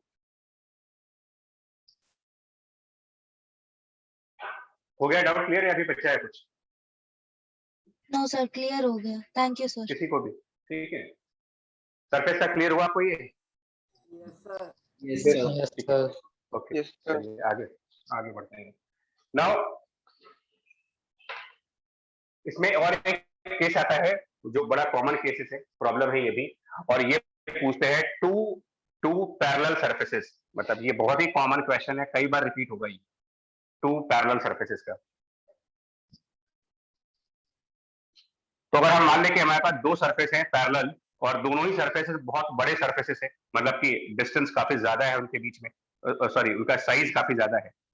टू पैरेलल लार्ज सरफेसेस या फिर इनफाइनाइट सरफेस। इसमें ज्यादा कंफ्यूज मत करना, लार्ज वर्ड लिखा है, इनफाइनाइट लिखा है, और नहीं भी लिखा है अगर तो भी आप इनफाइनाइट ही मानेंगे। फाइनाइट सरफेस हमारे सिलेबस में नहीं है। नाउ लेफ्ट वाले सरफेस पर हमारा charge per unit area plus sigma 1 है और राइट वाले पर charge per unit area minus sigma 2 है। मतलब इसके ऊपर पॉजिटिव चार्ज डिस्ट्रीब्यूटेड है, इसके ऊपर नेगेटिव चार्ज है। Between these two surfaces electric field कितना होगा? Right side to the surface electric field कितना होगा and left side to the surface electric field कितना होगा? ये क्वेश्चंस पूछे जा रहे हैं हमसे कि इन पॉइंट्स पर क्या इलेक्ट्रिक फील्ड होगी। उस पॉइंट पर जो दोनों सरफेसेस के बीच में है, उस पॉइंट पर जो दोनों सरफेसेस के राइट साइड पर है, और उस पॉइंट पर जो दोनों सरफेसेस के लेफ्ट साइड पर है, इलेक्ट्रिक फील्ड की वैल्यू क्या होगी? खास बात क्या है कि इलेक्ट्रिक फील्ड जस्ट अभी जो डेरिवेशन किया गया है, electric field by large surface of any geometry, circle या रेक्टेंगल कोई भी हो, क्या रिजल्ट पढ़ा गया अभी? Electric field by the large sigma upon 2 epsilon not. 2 epsilon. हाँ, 2 एप्सिलॉन। स्पेशल पॉइंट क्या है? क्या इसमें कोई डिस्टेंस का टर्म है? No sir. नो नहीं सर। है। इसका मतलब क्या हुआ कि एक लार्ज सरफेस की इलेक्ट्रिक फील्ड डिस्टेंस के इंडिपेंडेंट चलती है। डिस्टेंस के इंडिपेंडेंट चलने का मतलब ये हुआ कि सरफेस नंबर 1 जितना इलेक्ट्रिक फील्ड, मैं इन पॉइंट्स का नाम दे देता हूं, एबीसी नाम दे देते हैं। दोनों एक्सटर्नल पॉइंट्स से सेम फील्ड आएगी। हाँ, सरफेस नंबर 1 जितनी इलेक्ट्रिक फील्ड पॉइंट बी पर प्रोड्यूस करेगा, ये सरफेस उतनी ही इलेक्ट्रिक फील्ड पॉइंट सी पर प्रोड्यूस करेगा, ये सरफेस उतनी ही इलेक्ट्रिक फील्ड पॉइंट ए पर भी प्रोड्यूस करेगा। क्योंकि एक इनफाइनाइट सरफेस जो इलेक्ट्रिक फील्ड जनरेट कर रहा है अपने आसपास में, वो डिस्टेंस पे तो डिपेंडेंट क्वांटिटी है ही नहीं। मतलब कि सरफेस के नजदीक हो या सरफेस से दूर जाओ। सर पर अगर कोई डायरेक्शन मैटर कर जाएगी। क्या चीज? सर अगर कोई एक एक करके बोलो, आराम से बोलो। सर मैं कह रहा हूँ कि अगर जो पार्टिकल अगर सरफेस 1 के बहुत पास होगा तो भी सेम इलेक्ट्रिक फील्ड ही होगी ना? बिल्कुल। देखिए, हम ये एजम्पशन पे चलते हैं ना, हम ये मान के चल रहे होते हैं कि जो हमारी सरफेस है वो इनफाइनाइट ही बिहेव कर रही है हर समय, ये माना जा रहा है। सर और आप एक्चुअली ये सर थोड़ा मेरे से विजुअलाइज नहीं हो पा रहा है कि सर अगर पार्टिकल उसके बहुत पास होगा तो उसे मतलब जैसे पॉइंट चार्जेस वाले में करते थे, उससे infinite amount of electric field बना देनी चाहिए। तो ये तो हमने कहा ना कि ये तो आपको लग रहा है ना कि मैं तो 2 दिन पहले ये बात बोल चुका हूँ कि हमको जैसा लग रहा है उस हिसाब से ये चैप्टर काम नहीं कर रहा ना। आपको ऐसा मन में आ रहा है कि बहुत ज्यादा नजदीक जाएंगे तो ऐसा होना चाहिए, बट ऐसा हो नहीं रहा है क्योंकि यहाँ पर कई सारे लॉज काम कर रहे हैं। तो उसको लेकर के कंफ्यूजन ना हो भाई। मेरा सिर्फ एक, मैं यहाँ पर यही बोल सकता हूँ कि जो स्टेटमेंट दिया जा रहा है उसको आप एक्सेप्ट करें, चुपचाप एक्सेप्ट करें, अदरवाइज फिर कंफ्यूजन होगे, उसके चक्कर में 10-20 किताबें पढ़ोगे, टाइम खराब करोगे। So whenever the surface is large और इनफाइनाइट, अब आपके मन में ये डाउट आना ही नहीं चाहिए कभी। If the surface is large और infinite, answer is sigma by 2 epsilon naught. हमें और कुछ सोचना ही नहीं है कि हम उसके पास में हैं कि दूर में, हमसे क्या मतलब उसमें। Okay sir. Surface number 1 start करते हैं। सरफेस नंबर 1 पॉइंट बी पर कौन से डायरेक्शन में इलेक्ट्रिक फील्ड प्रोड्यूस करेगा? पॉजिटिव चार्ज है, positive charge, right hand side. So that is electric field by surface number 1 E1। और सरफेस नंबर 2, सरफेस नंबर एक मिनट हम बात करेंगे पहले सरफेस नंबर 1 की। हम सरफेस नंबर 2 पर कोई मतलब हम सरफेस नंबर 2 को भूल जाते हैं कि सरफेस नंबर 2 है भी हमारे सामने, मेंटली इसको आप मान लो कि नहीं है। तो आप बताइए, सिर्फ सरफेस 1 की बात करते हैं। सरफेस 1 यहाँ पर कौन से डायरेक्शन में इलेक्ट्रिक फील्ड प्रोड्यूस करेगा? राइट ये भी E1 होगा, और ये E1 और ये E1 सेम वैल्यूज होंगी, भले ही पॉइंट बी इसके पास में है और पॉइंट सी दूर में है, बट डिस्टेंस है ही नहीं यहाँ पर कहीं। तो सरफेस 1 जितनी इलेक्ट्रिक फील्ड बी पर प्रोड्यूस कर रहा है, उतनी ही इलेक्ट्रिक फील्ड पॉइंट सी पर भी प्रोड्यूस कर रहा है, और उतनी ही इलेक्ट्रिक फील्ड वो पॉइंट ए पर प्रोड्यूस करेगा। बट पॉइंट ए पर जो इलेक्ट्रिक फील्ड प्रोड्यूस होगी उसकी डायरेक्शन डिफरेंट होगी, बट डायरेक्शन का फर्क हो सकता है। मतलब ये अपने अगल बगल सभी पॉइंट्स पर बराबर इंटेंसिटी का इलेक्ट्रिक फील्ड प्रोड्यूस करेगा। तो ये E1 जो हम लिख रहे हैं, इन सभी E1 की वैल्यू है सिग्मा 1 डिवाइडेड बाई 2 एप्सिलॉन 0। क्या ये बात सही है? यहाँ तक का पॉइंट? यस सर और ये मत सोचो मन में, फिर बोलो आप, हाँ जो इमोशनली अगर आप सोच रहे हैं यार कि पास में जाने में ऐसा होना चाहिए, तो भाई देखो मैं बार बार बोल रहा हूँ कि ऐसे में एक तो कंफ्यूजन बहुत ज्यादा हो जाती है, सेटिस्फैक्शन मिलेगा नहीं कभी, और एक परेशान भटकती आत्मा की तरह आपको कभी उसके लिए यज्ञ कराना पड़ेगा। फिर अब आइए माइनस सिग्मा 2 पर, फोकस करिए नेगेटिव सिग्मा 2 पर, और इस टाइम पर सिग्मा 1 को इग्नोर कर दीजिए, भूल जाओ इसके बारे में, दिमाग से हटा दीजिए। अब बताइए सेकंड वाला सरफेस पॉइंट सी पर कौन से डायरेक्शन में इलेक्ट्रिक फील्ड देगा? लेफ्ट क्यों बोल रहे हो लेफ्ट? नेगेटिव चार्ज है तो टुवर्ड्स द चार्ज होगा, पॉइंट बी पर इस Right. नेगेटिव चार्ज की वजह राइट से साइड पे होगा सर, राइट आएगी। डायरेक्शन पे ध्यान दीजिए बस, पॉइंट ए पर राइट साइड, और E2 की वैल्यू सिग्मा 2। अब यहाँ पर नेगेटिव नहीं रखोगे आप, मैं बार बार इस चीज को बोल चुका हूँ कि जब अपने डायरेक्शन पार्ट रिप्रेजेंट हो जाता है तो हम यहाँ पर सिर्फ उसका मैग्नीट्यूड पोर्शन रखते हैं, only magnitude part. Now resultant electric field के बारे में बताएं, total electric field point b पर net electric field E1 plus E2. Sir right E1 plus E2 E1 plus E2 because they are in the same direction, E1 plus E2। Point C पर अगर electric field निकालना होगा तो दो opposite vectors, अब देखना पड़ता है कौन सा वेक्टर बड़ा है, यानी कि सिग्मा 1 की वैल्यू ज्यादा है या सिग्मा 2 की वैल्यू ज्यादा है, क्योंकि जिस सिग्मा की वैल्यू ज्यादा होगी उस इलेक्ट्रिक फील्ड की वैल्यू ज्यादा होगी, उस हिसाब से रिजल्टेंट निकाल सकते हैं। तो क्या इसके आगे वाला पोर्शन अपने आप मैनेज कर सकते हो आप? रिजल्टेंट इलेक्ट्रिक फील्ड वगैरह निकालना है, ठीक है, राइट। सबसे जो स्पेशल पॉइंट था वो यही था कि जो इनफाइनाइट सरफेसेस होती हैं वो अपने सराउंडिंग स्पेस में जो इलेक्ट्रिक फील्ड प्रोड्यूस करते हैं वो एक कांस्टेंट मैग्नीट्यूड की इलेक्ट्रिक फील्ड प्रोड्यूस करते हैं। नॉर्मली इलेक्ट्रिक फील्ड डिस्टेंस के फंक्शंस में आती है नॉर्मल केसेस में, बट इनफाइनाइट सरफेस की इलेक्ट्रिक फील्ड डिस्टेंस के फंक्शन में है ही नहीं, वो सिर्फ चार्ज की डेंसिटी के फंक्शन में आता है कि कितना चार्ज पर यूनिट एरिया पर है। और इसका एक स्पेसिफिक केस जो आगे कभी हम लोग कैपेसिटर के नाम से पढ़ेंगे, वो ये कहता है कि अगर ये सिग्मा 1 और सिग्मा 2 मैग्नीट्यूड में बराबर हो, मैग्नीट्यूड में, बट साइन में डिफरेंस हो, एक प्लस और एक माइनस, लेकिन जो मैग्नीट्यूड सिग्मा 1 का है वही मैग्नीट्यूड सिग्मा 2 का है, पार्टिकल तो दोनों तो पॉइंट ए और सी ए और सी जीरो हो जाते हैं। जीरो तो ये हम लिखा भी है, आप सुन लो, आपको लिखना हो आप अपने आप लिख लो, लेकिन मैं बोल के बता रहा हूं, if sigma 1 and sigma 2 have same numerical values, there will be no electric field at point A and at point C। सिर्फ कहां पर इलेक्ट्रिक फील्ड होगी?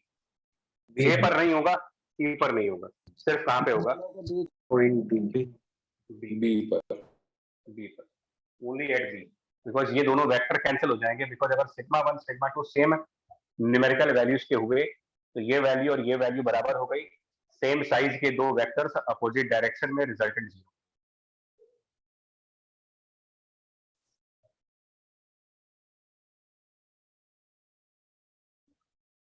सर हाँ बोलो। सर वो दोनों साइमल्टेनियसली ये नहीं हो सकता ना कि मतलब लेंथ और लार्ज भी बहुत है और दूर भी बहुत ज्यादा है पार्टिकल, मतलब दूर भी बहुत ज्यादा चेक कर रहे हैं हम लोग। नहीं हो सकता है, लेकिन देखो ऐसा नहीं है, मैं कह रहा हूँ कि जो हम लोग को सिलेबस बोला जा रहा है हमारे सिलेबस, हो यस सकता सर, है वही पूछ possible रहा हूँ है। सर, उसके अंदर है कि नहीं मतलब। नहीं उस surface के अंदर नहीं। नहीं, मतलब हम इसमें कोई कंफ्यूजन लाएंगे नहीं, मैं फिर बोल रहा हूँ।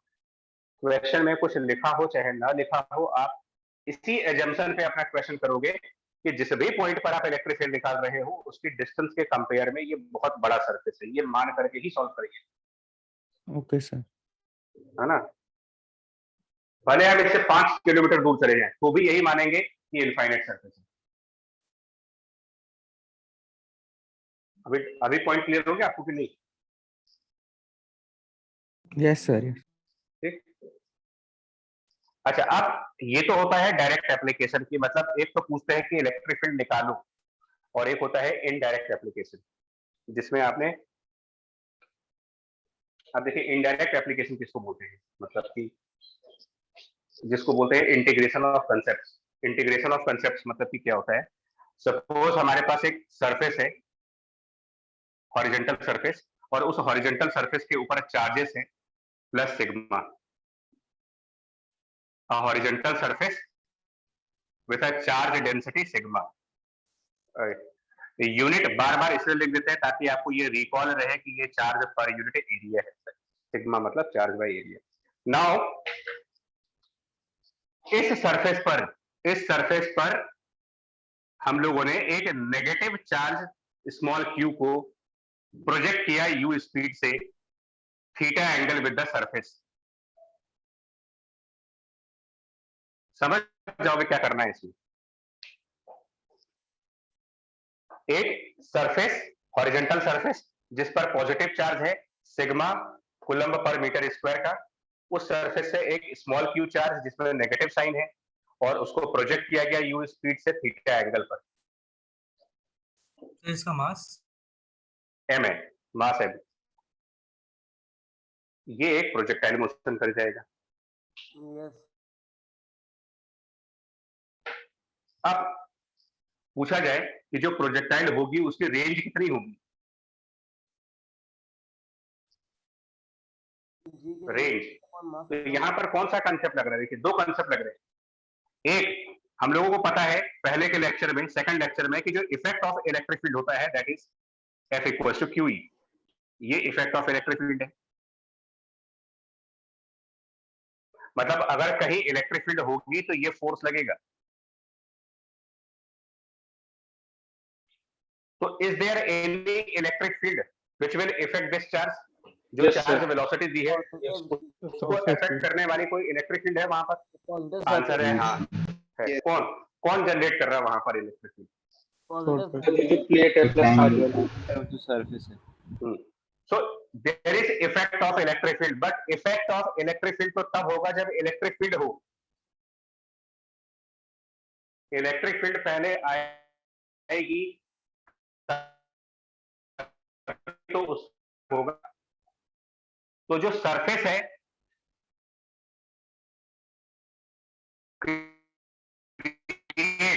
वॉइस थोड़ी लैग हो रही है। Surface creates electric field. Sir बहुत अटका है स्क्रीन पे सर रिलेटेड है बहुत।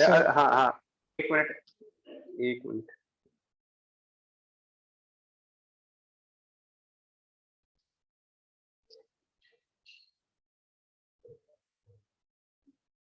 एक सेकंड भी आ रहा है। ठीक है,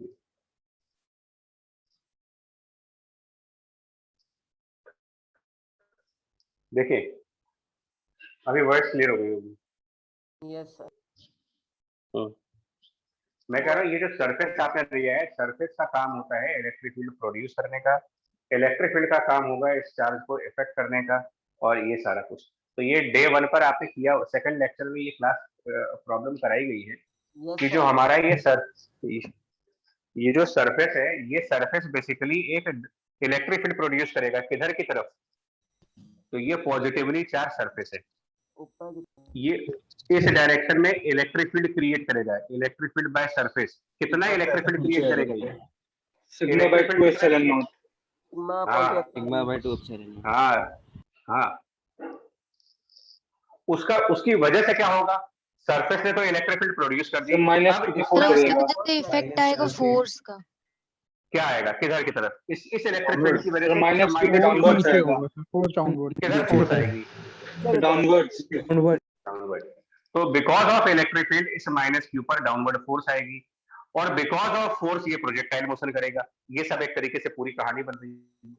अब ऐसे में अल्टीमेटली क्वेश्चन पे आते हैं कि रेंज क्या बनेगी। तो रेंज हम इसमें डेरिवेशन नहीं करने वाले, u square sine of 2 consider करनी है। जी की जगह कर देंगे e क्यू बाई एन। नहीं, जी कंसीडर नहीं करना है। सर जी जब कंसीडर सर करना होगा तो मैं क्वेश्चन में बोलूंगा आपको। मैं सर तो जी कंपेयर की कर जगह सकते हम हैं लोग ना याद mg है को और कि यहाँ q अपॉन मास रखते हैं, q अपॉन मास इनटू।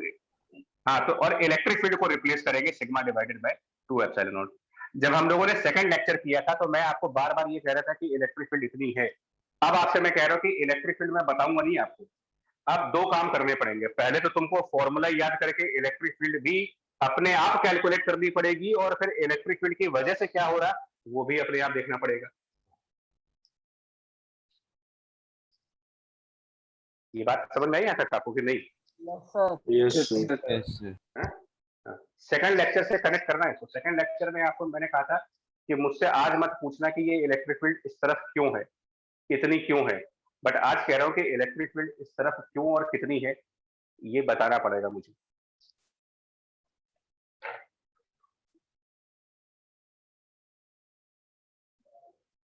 और एक क्वेश्चन दिखाते हैं।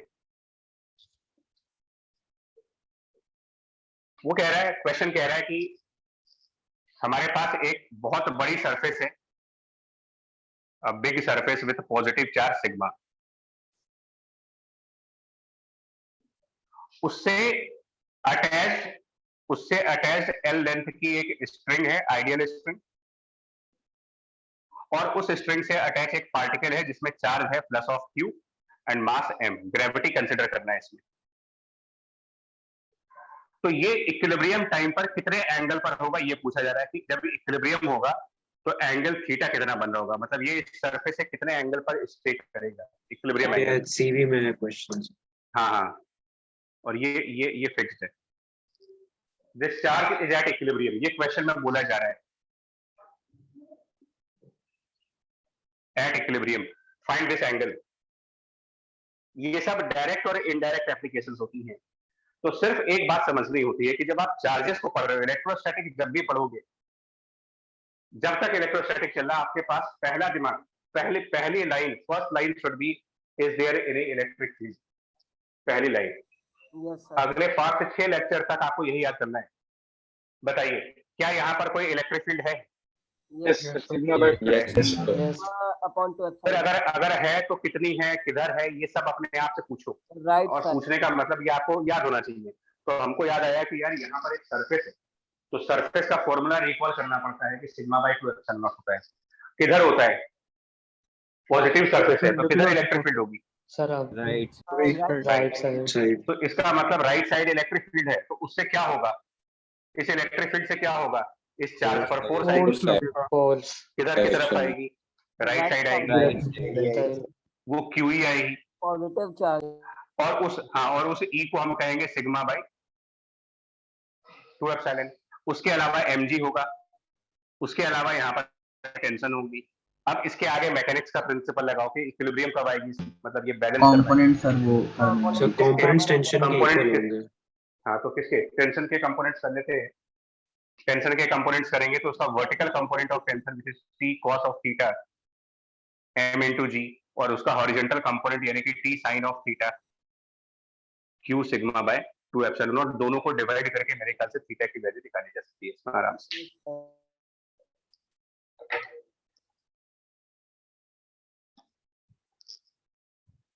बोलो सही है? एप्लीकेशन समझ पा रहे हैं ना? एक होता है नॉलेज, एक होता है एप्लीकेशन।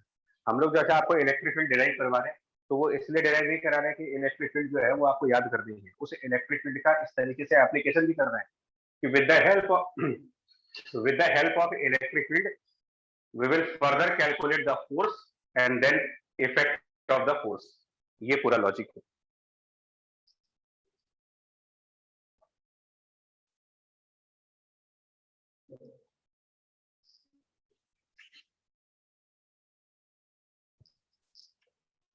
तो इलेक्ट्रिक फील्ड अभी हम लोगों ने कितने कितने चार्जेस की पढ़ ली है, एक बार आगे बढ़ने से पहले देखो। पॉइंट चार्ज की इलेक्ट्रिक फील्ड हो गई, लाइन चार्जेस की हो गई, सर्कल्स की हो गए, डिस्क का हो गया, इनफाइनाइट सरफेसेस के हो गए, मतलब काफी सारी इलेक्ट्रिक फील्ड हम पढ़ चुके हैं।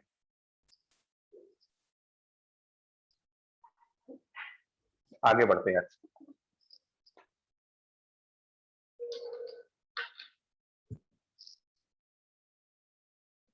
कोई क्वेरी यहाँ तक? No sir. नहीं, पक्का ना?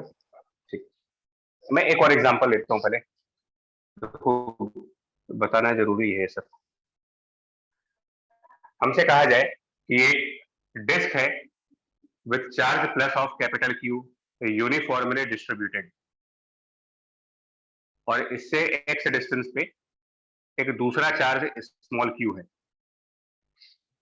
Radius are. बताइए क्या फोर्स लगेगी प्लस ऑफ स्मॉल क्यू पर, इन दोनों के बीच में फोर्स कितनी लगेगी? The force between the two charges, एक डिस्क के फॉर्म में है, एक पार्टिकल के फॉर्म में है। पहली बात, मतलब एक चार्ज डिस्क है और एक चार्ज पार्टिकल है और एक्स डिस्टेंस है, फोर्स कितना लगेगा? कुछ लोगों ने सोचा कि फोर्स बराबर के capital Q small Q divided by x square होगा, कूलम्ब्स लॉ। सर ऐसे हो ही नहीं दोनों सकता, पॉइंट दोनों charges point particles electric field दोनों मल्टीप्लाइड पार्टिकल्स होने चाहिए। इनवैलिड है। क्यों इनवैलिड है? बिल्कुल सही, क्योंकि जो दो चार्जेस आप ले रहे हो वो पार्टिकल्स नहीं है। तो फिर वैलिड क्या है? QE, it is QE always valid. निकालें जिसमें हम लोग E स्पेसिफिकली डिस्क का यूज करें। हाँ, ये ऑलवेज वैलिड केस होता है, मतलब इसीलिए कहता हूँ कि फोर्स कैलकुलेट करने के लिए QE का फॉर्मूला लगाइए जिसकी कोई लिमिटेशन ही नहीं है, सिर्फ आपको इलेक्ट्रिक फील्ड के रिजल्ट पता होने चाहिए। तो यहाँ पर मुझे किसका इलेक्ट्रिक फील्ड का पता करना पड़ेगा, कौन सी इलेक्ट्रिक फील्ड? तो Q इंटू डिस्क। तो यहाँ पर आपकी मेमोरी चेक हो रही है कि डिस्क की इलेक्ट्रिक फील्ड का फॉर्मूला याद है या नहीं याद है? तो हमें तो याद है sigma by 2 epsilon naught 1 minus X by root R square plus X square. यानी कि अब आपको एक बात समझ में आ जानी चाहिए कि अपने शॉर्ट नोट्स में ये सारे इलेक्ट्रिक फील्ड के फॉर्मूले लिखने हैं और उनको बार बार याद करना है। जितनी इलेक्ट्रिक फील्ड आपको ये दिखाई जा रही है ये सब लिखना भी है और इनको फ्रीक्वेंटली याद भी करना है। और एडवांटेज क्या है, सिमिलर चीज ग्रेविटेशन में होती है, सबसे बड़ा फायदा ये। अगर हमने electric field of disc revise कर दिया ना, तो आप ये मान लीजिए ग्रेविटेशनल फील्ड ऑफ डिस्क भी ऐसे ही आती है, सेम फॉर्मूले होते हैं। Yes sir. बस उसमें फर्क क्या होता है, ग्रेविटेशन में जाने पर 1/4 पाई एप्सिलॉन नॉट का इक्विवेलेंट कैपिटल G है। Yes sir. चार्ज का इक्विवेलेंट मास होता है। हाँ, तो अब मैं दिखा रहा हूँ इसका क्यों मैंने कहा था कि ग्रेविटेशन को पैरेलल में पढ़िए। पैरेलल में पढ़ने से क्या होता है कि एक तो दो चैप्टर्स में सेम फॉर्मूले। अब जैसे मैं आपसे क्वेश्चन कहूँ एज एग्जांपल कि एक इनफाइनाइट सरफेस है, इनफाइनाइट सरफेस, और उसमें सिग्मा किलोग्राम पर मीटर स्क्वायर है, मतलब कि चार्ज पर यूनिट एरिया ना होकर के मास पर यूनिट एरिया है। क्या बनेगा इससे कुछ देर ग्रेविटी की value G, gravitational field.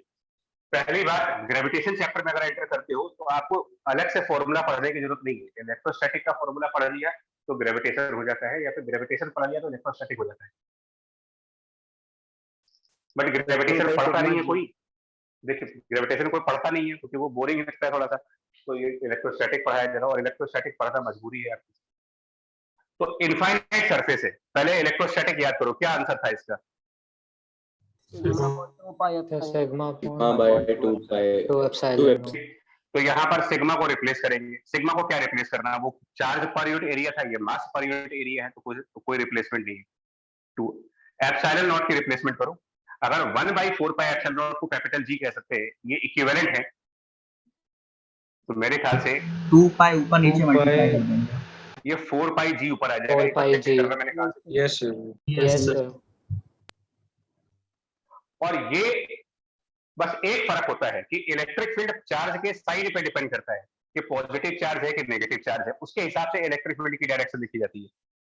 Gravitation में अट्रैक्टिव होता है, तो वो हमेशा अट्रैक्टिव होता है, तो ये हमेशा उस मास की तरफ होगा जो ग्रेविटी को जनरेट कर रहा है, और इसको स्मॉल जी कहते हैं। ये डिफरेंस भी ध्यान दीजिएगा, स्मॉल जी और capital G. Capital G constant है, स्मॉल जी ग्रेविटेशनल फील्ड है, स्मॉल जी, या एक्सेलरेशन ड्यू टू ग्रेविटी कह सकते हो, acceleration due to gravity sigma by 2 into 4 pi g।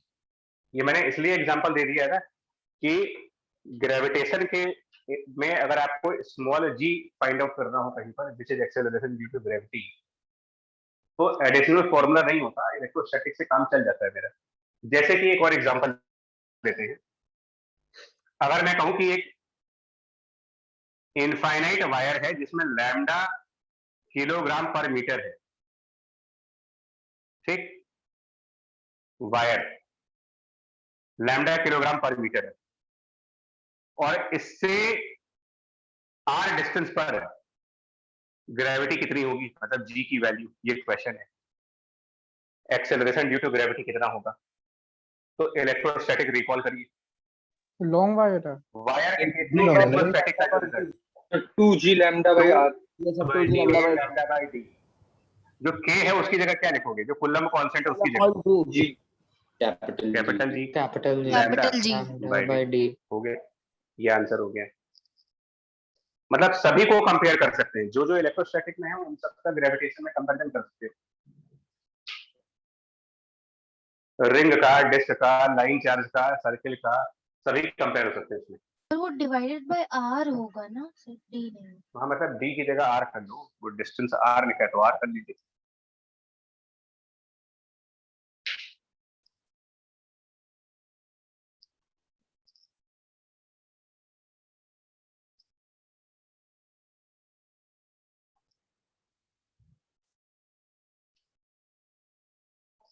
Right यार, यहाँ तक बिल्कुल सही है, बोलो। Yes sir. यस।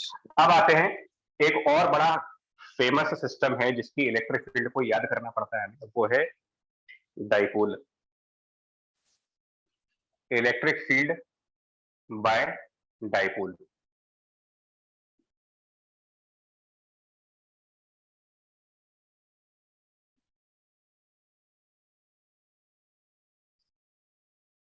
पहली बात, डाइपोल क्या है, तो मेरे ख्याल से दोनों ही लोगों दो बैचेस जो है सबके डाइपोल बताए जा चुके हैं कि क्या होता है। यस। तो डाइपोल दो चार्जेस का कलेक्शन है जिसमें एक नेगेटिव चार्ज है और एक पॉजिटिव। तो एक माइनस में रखते हैं चार्ज, एक प्लस में रखते हैं, इसको प्लस स्मॉल क्यू, इसको माइनस स्मॉल क्यू, और इनके बीच में एक डिस्टेंस है वो एल मान लेते हैं। तो ये सब याद रखना कि डाइपोल मूवमेंट क्या होता था, मतलब उसका मैग्नीट्यूड और उसका डायरेक्शन, ये सब, राइट, ठीक। और हम डाइपोल के सेंटर पॉइंट से, डाइपोल के सेंटर पॉइंट से और किसी स्मॉल आर डिस्टेंस पर, जो कि थीटा एंगल पर जा रहे हैं, स्मॉल आर और थीटा एंगल पर इलेक्ट्रिक फील्ड कितना होगा ये पूछा जा रहा है आपसे। What will be electric field at this point, generalize derivation करना चाहते हैं।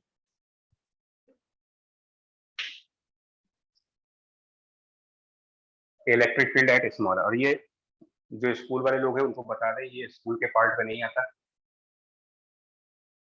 सेंटर से स्मॉल आर डिस्टेंस पर थीटा एंगल पर इलेक्ट्रिक फील्ड की मैग्नीट्यूड क्या बनेगी, और ये एजम्पशन लेना है, मतलब वो बताने की जरूरत नहीं है क्योंकि डाइपोल एटॉमिक लेवल की चीज है, और एटॉमिक लेवल पर प्लस और माइनस के बीच की जो डिस्टेंस होती है वो बॉन्ड लेंथ होती है। Bond length 10 to the power -10 metre के ऑर्डर में होती है, मतलब बहुत छोटी डिस्टेंस होती है ये। तो आर और एल में जब कंपैरिजन होगा तो ये एक बाय डिफॉल्ट एजम्पशन रहेगा, R very very large than small L. NCERT में इसकी जगह पर उन्होंने एक वर्ड यूज किया हुआ है, पॉइंट डाइपोल। अगर कभी पढ़ोगे ना तो वो पॉइंट डाइपोल वर्ड यूज करते हैं। पॉइंट डाइपोल और R much larger than L, मतलब एक ही है दोनों का। सर सी पे ओरिजिन मान के उसको मतलब आर cos थीटा कमा आर sin थीटा करके उसका मतलब पी का फॉर्मूला लगाएंगे यहाँ पे। देखते हैं, हाँ जो भी करना है करो। क्या होगा देखिए, सिंप्लिसिटी के लिए इसको 2l कर देते हैं, एक तो सिंप्लिसिटी के लिए। और हाँ, वैसे पॉइंट इन्होंने सही बोला है कि हम क्या करने जा रहे हैं, देखो डाइपोल कंपोनेंट्स करेंगे ना, डाइपोल के नहीं करेंगे। सेंटर पर हमने एक y एक्सिस जनरेट किया है और इसी पर हमने एक x एक्सिस जनरेट कर दिया। एक एक करके क्वेश्चन पूछेंगे, आंसर देते जाओगे तो सब सही होता जाएगा। चलिए, पॉजिटिव चार्ज के कोऑर्डिनेट्स बताएं क्या लिखे जा सकते हैं। पॉजिटिव चार्ज के कोऑर्डिनेट्स अगर ये टोटल लेंथ है L, 0 नेगेटिव चार्ज के बताइए। -L, 0 ठीक, जिस पॉइंट पर इलेक्ट्रिक फील्ड निकालनी है उसके कोऑर्डिनेट बताएं। r cos theta, r sin theta. r cos theta, r sin theta, बिल्कुल सब सही चल रहा। और मैं कुछ नहीं करने वाला, मैं बहुत कॉम्प्लिकेटेड नहीं करता। मैं इलेक्ट्रिक फील्ड जब पॉइंट पी पर निकालना होगा ना, इसको कोई पॉइंट देंगे जो भी पी पॉइंट कहते हैं, तो हम लोग वेक्टर का फॉर्म यूज करते हैं, और वेक्टर फॉर्म में इलेक्ट्रिक फील्ड हमने पहले भी डिस्कस किया है। Electric field at point P equals to, देखिए दो तरीके होंगे, this will be electric field at that point P due to plus Q charge and plus electric field at the same point P due to minus Q charge, एक plus Q की वजह से एक minus Q की वजह से। और ये होंगे 1/4 पाई एप्सिलॉन नॉट, यानी कि k into that charge upon vector form में याद करना है। इलेक्ट्रिक फील्ड जब वेक्टर फॉर्म में लिखते हैं, कल की भी क्लास में कहा था, it is KQ upon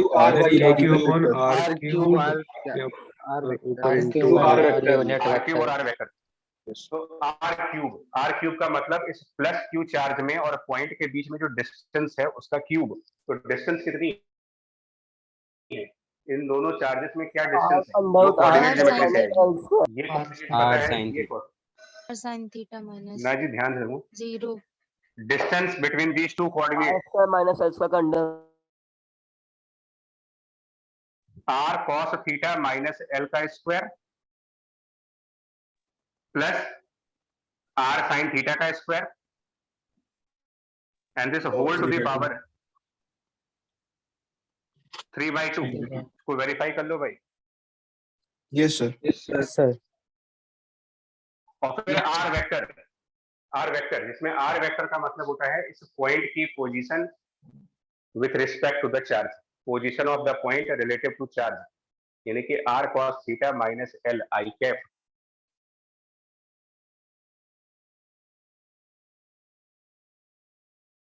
plus r sin theta minus 0 j cap. ये भी 2-3 बार डिस्कस हो चुका है, तो इतना टफ होना नहीं चाहिए वैसे ही।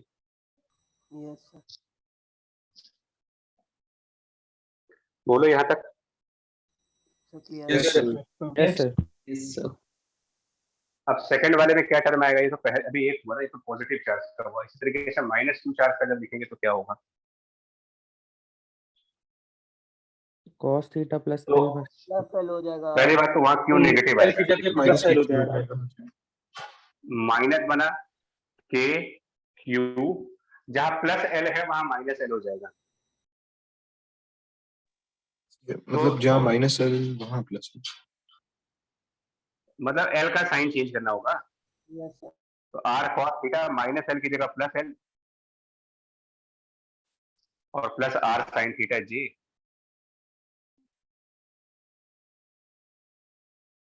और डिवीजन में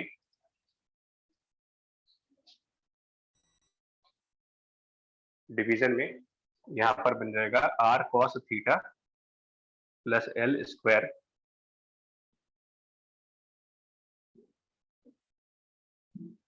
होल टू द पावर 3/2। ये पूरा टर्म हमारा बन रहा है ऐसे करके।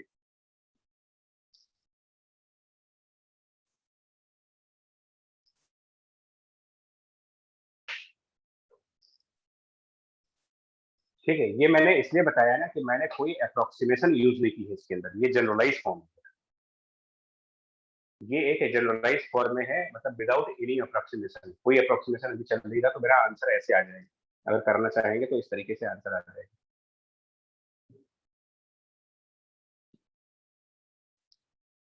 इस स्टेप को देखो, और इसमें अगर कहीं लग रहा है कि कोई स्टेप नहीं क्लियर है तो वो पूछो भाई कि कोई स्टेप, कोई टर्म कैसे लिखा जा रहा है इसके अंदर। और अगर सारे टर्म्स स्टेप्स क्लियर हैं तो बता दो, तो हम आगे देखें। मतलब इसमें मतलब जितने ऐसे सर मतलब डाइपोल मोमेंट वाले होते हैं, सर उनको मतलब हम लोग ओरिजिन सिस्टम लेके पूरा करना चाहिए उसको, मतलब वेक्टोरियल फॉर्म में? नहीं भाई ऐसा नहीं है, अभी आप बताएंगे। नहीं अभी आप इतनी जल्दी कंक्लूजन पे क्यों आ गए कि हमको क्या करना है? मैं तो सिर्फ ये बोल रहा हूँ, देखिए भाई हमें नहीं मालूम ना कि पेपर बनाने वाले लोग हमसे क्या पूछेंगे, तो हो सकता है कि वो आई कैप और जे कैप के फॉर्म में आंसर पूछ ले। ये क्यों सोचते हो कि हमें क्या करना है? वो डिपेंड करता है कि टेस्ट जब होगा तो उसमें पूछा क्या जा रहा है। मान लो अगर आपसे कह दे कि find the electric field in the form of I cap and J cap, तो क्या करेंगे फिर तो हमको यही वाला ऑप्शन बचा ना, ऐसे तो निकालेंगे और कैसे करेंगे? Yes sir. हाँ तो ये डिपेंड करता है कि क्वेश्चन पे क्या आता है यार, और इसके लिए प्रैक्टिस होती है, इसीलिए न्यूमेरिकल लगवाने को कहा जाता है।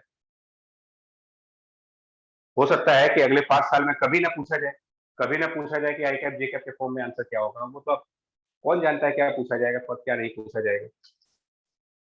तो अगर यही मालूम होता कि क्या पूछा जाएगा तो सिर्फ वही पढ़ा देते। So this is just a possibility है कि यार if electric field is required in the form of I cap and J cap, then process ये रहेगा, ये वाला रिजल्ट। चलिए आगे बढ़ते हैं।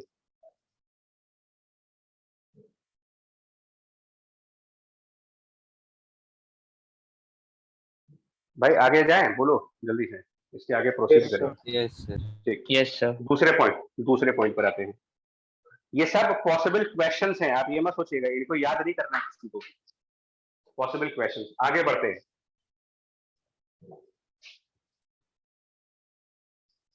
नाउ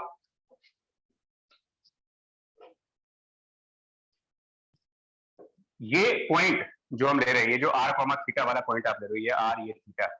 अब एक काम करने जा रहे हैं,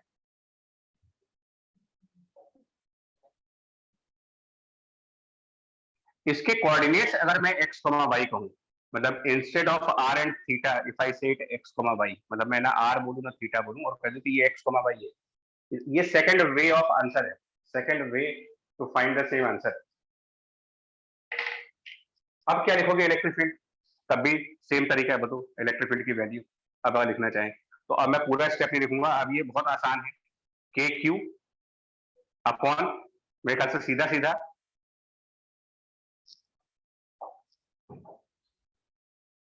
क्या लिखें भाई, बोलो जल्दी, अगर ये x, y है तो x minus l का whole square, x minus l का होल स्क्वायर प्लस y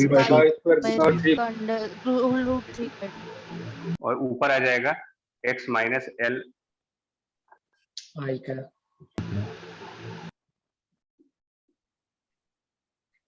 ये मत सोचोगे कि आपको मतलब 4 तरह फॉर्मूले बताया जा रहा है, फॉर्मूला कोई नहीं बताया जा रहा है। वो तो डिपेंड करेगा जब एग्जाम में क्वेश्चन आएगा तो क्या दिया है क्या नहीं दिया है, उसके हिसाब से हम अपना एक्शन लेंगे।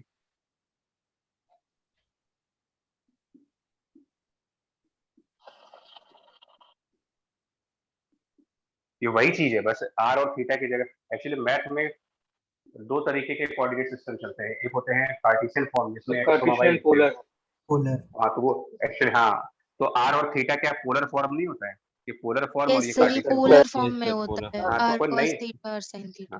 तो कोई नई चीज थोड़ी बता रहे हैं आपसे, सिर्फ यही बता रहे हैं कि क्वेश्चन में अगर कार्टेशियन फॉर्म है तो ये कर लेना, पोलर फॉर्म है तो जो पीछे बताया वो कर लेना। ये याद नहीं करना भाई, ये मत सोचो को बहुत टफ चीज होगी है। और आगे बढ़े, इन सब के बाद भी अगर चलते हो आगे, मान लो इसके बाद फर्दर प्रोसीड करें अगर,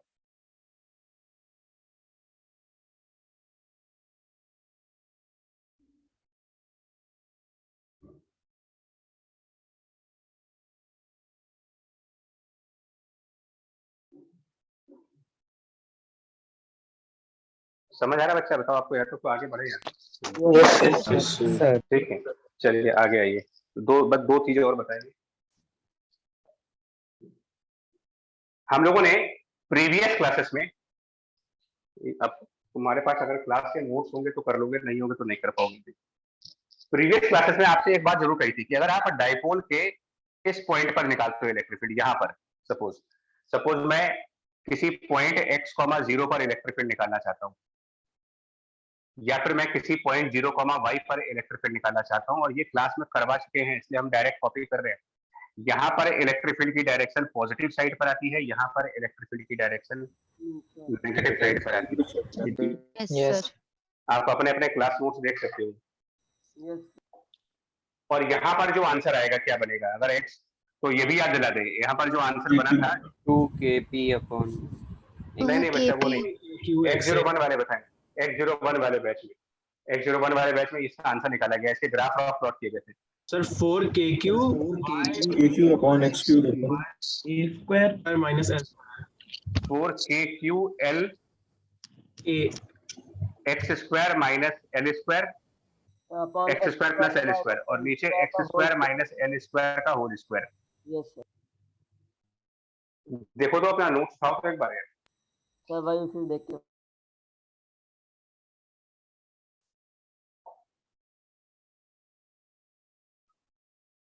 है कि नहीं, नोट्स में है या नहीं है, बोलो। यस सर स्क्वायर वाला सही शायद ना? नहीं आ रहा था। कौन सा? ये तो दोनों पॉजिटिव थे तब था।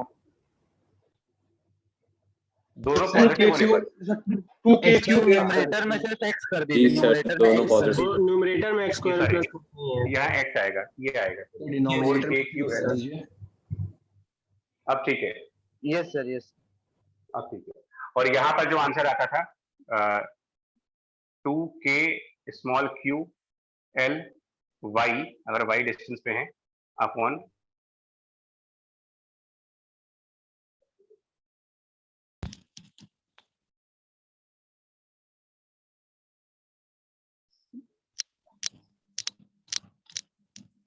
सर वो 3/2 है। KQL 2kql है, y तो y नहीं है होगा। ऊपर। सर नहीं, और यार 3/2 सही है बट y नहीं होगा ऊपर। अब ठीक है ना पूरा? Yes sir. Yes sir denominator में ये क्यूब बड़ी दिक्कत, होल क्यूब। भाई देख लो नोट्स में यार, इसमें बड़ी दिक्कत होती है इन सब में। तो नहीं सर सही है ये। सही है यही सर, है, सही है यही है। तो इसीलिए वो डिजिटल पैड वाले नोट्स में थोड़ा सा ये फायदा होता था कि पलट करके पीछे के पन्ने दिख जाते थे कि पहले क्या पढ़ा था। जैसे जिसमें नोट्स बना के नहीं पढ़ाते थे आपको डिजिटल पैड पे, यस सर यार। Yes sir. उसमें फायदा ये होता था कि पलट के पीछे का कोई भी पन्ना उठा के दिखा दो। अब इसमें ये ड्रॉबैक है, तुम लोगों के भरोसे बैठना पड़ रहा है हमको। कोई बात नहीं। तो ये जो, और एक और चीज बताई गई थी ना कि charge multiplied by there separation, यानी Q into 2L, इसको डाइपोल मोमेंट कैपिटल P कहा जाता है। Yes sir. Yes sir.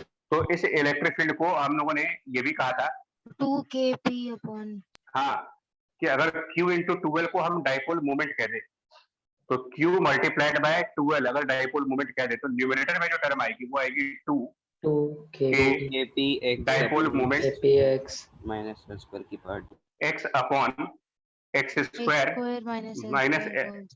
Minus l square whole square, ये बन जाएगा। और फर्दर अगर हम ये कह लें कि x बहुत बड़ा नंबर है l के कंपेयर में, तब इलेक्ट्रिक फील्ड की वैल्यू बन जाती है 2kp अपॉन एक्स क्यूब। बच्चा कर लेना यार, क्योंकि ना मैंने कल फिर समझाया था कि आप दोबारा नहीं पढ़ पाओगे ये सब चीजें। और y एक्सिस पर भी सिमिलर चीज, y एक्सिस पर भी सिमिलर चीज, 2ql को डाइपोल मोमेंट लिख देते हैं, तो इलेक्ट्रिक फील्ड की वैल्यू बन जाती है यहाँ पर k कैपिटल P यानी dipole moment upon y square plus l square to the power 3/2। और इसमें भी अगर आप एक और एजम्पशन लगा देते हो कि अगर y बहुत बड़ा नंबर है l के कंपेयर में, y बहुत ज्यादा हो जाए, तो इलेक्ट्रिक फील्ड की वैल्यू बन जाती है k into P divided by x cube y cube या x क्यूब, जो भी डिस्टेंस लिख रहे हो। हाँ, मतलब ये मैं इसलिए समझा रहा हूँ ना कि जो डाइपोल का फॉर्मूला हमको एनसीईआरटी में या एफसीजी में या किसी भी किताब में लिखा है, वो समझिए पहले तो। आपको डाइपोल के ये फॉर्मूले बताए जाते हैं और गलत कुछ नहीं है, डाइपोल का ये फॉर्मूला, डाइपोल का ये फॉर्मूला, लेकिन आपको डेरिवेशन इसलिए करनी पड़ती है कि ये समझ आए कि डाइपोल का जो फॉर्मूला आप पढ़ रहे हो वो बिल्कुल सही है, लेकिन वो तब सही होता है जब आप जिस पॉइंट पर इलेक्ट्रिक फील्ड कैलकुलेट कर रहे हो उसका डिस्टेंस लेंथ ऑफ डाइपोल के कंपेयर में एक बड़ी डिस्टेंस हो, अदरवाइज ये रिजल्ट है। मतलब ये हमारा जनरल है, ये एजम्पशन पर है, और हम अपनी तरफ से पंगा नहीं लेंगे। फिर बोला था मैंने, अगर हमारे को क्वेश्चन में कहा जाए डाइपोल, तो हम यही मान के चलेंगे, यही मान के चलेंगे हम यही मान के चलते हैं कि वो ये वाला क्वेश्चन पूछ रहे हैं अपनी तरफ से। जैसे सरफेस लिखा हो तो आप इनफाइनाइट मान लो, डाइपोल लिखा हो तो ये मान लेना कि डाइपोल बहुत छोटा है, मान करके सॉल्व करना।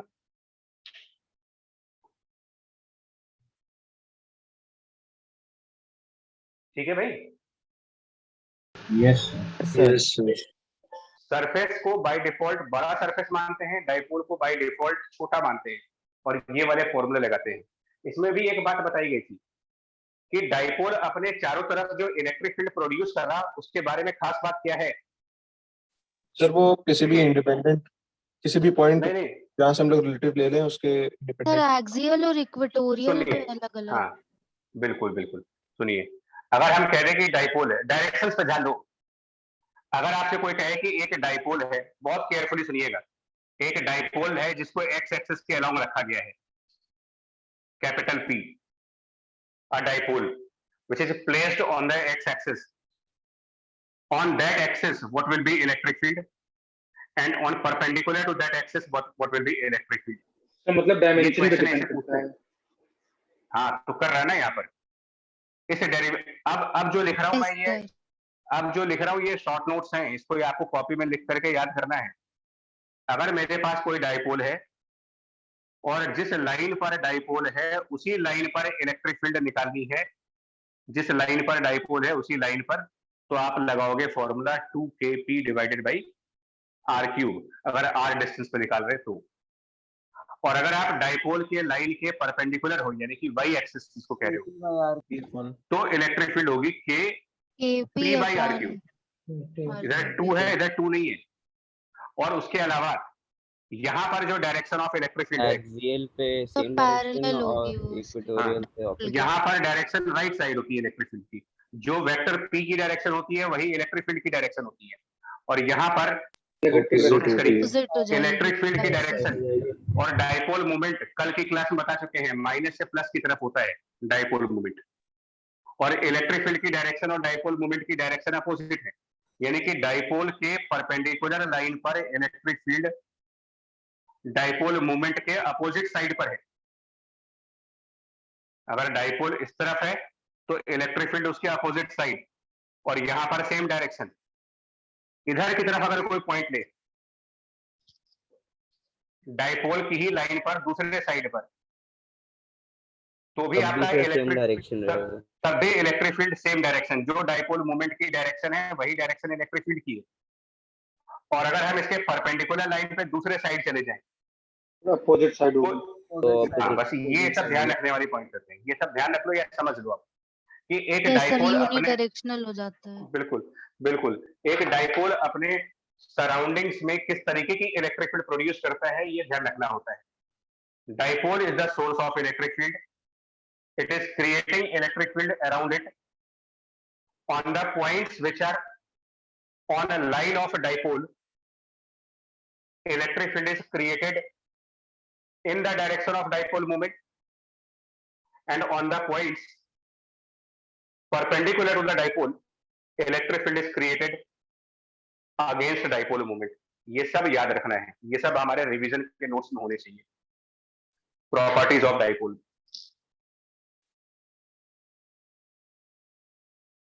सर सर वो जो ये एक्सियल और इक्वेटोरियल पोजीशंस क्या है? वो इसको बोलते हैं, जो लाइन ऑफ डाइपोल होती है इसको एक्सियल बोलते हैं,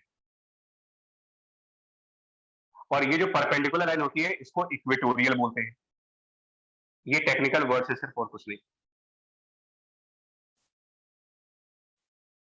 डाइपोल की लाइन को एक्सिस बोला गया है और उसके परपेंडिकुलर लाइन को इक्वेटर बोला गया है, ये टेक्निकल वर्ड है।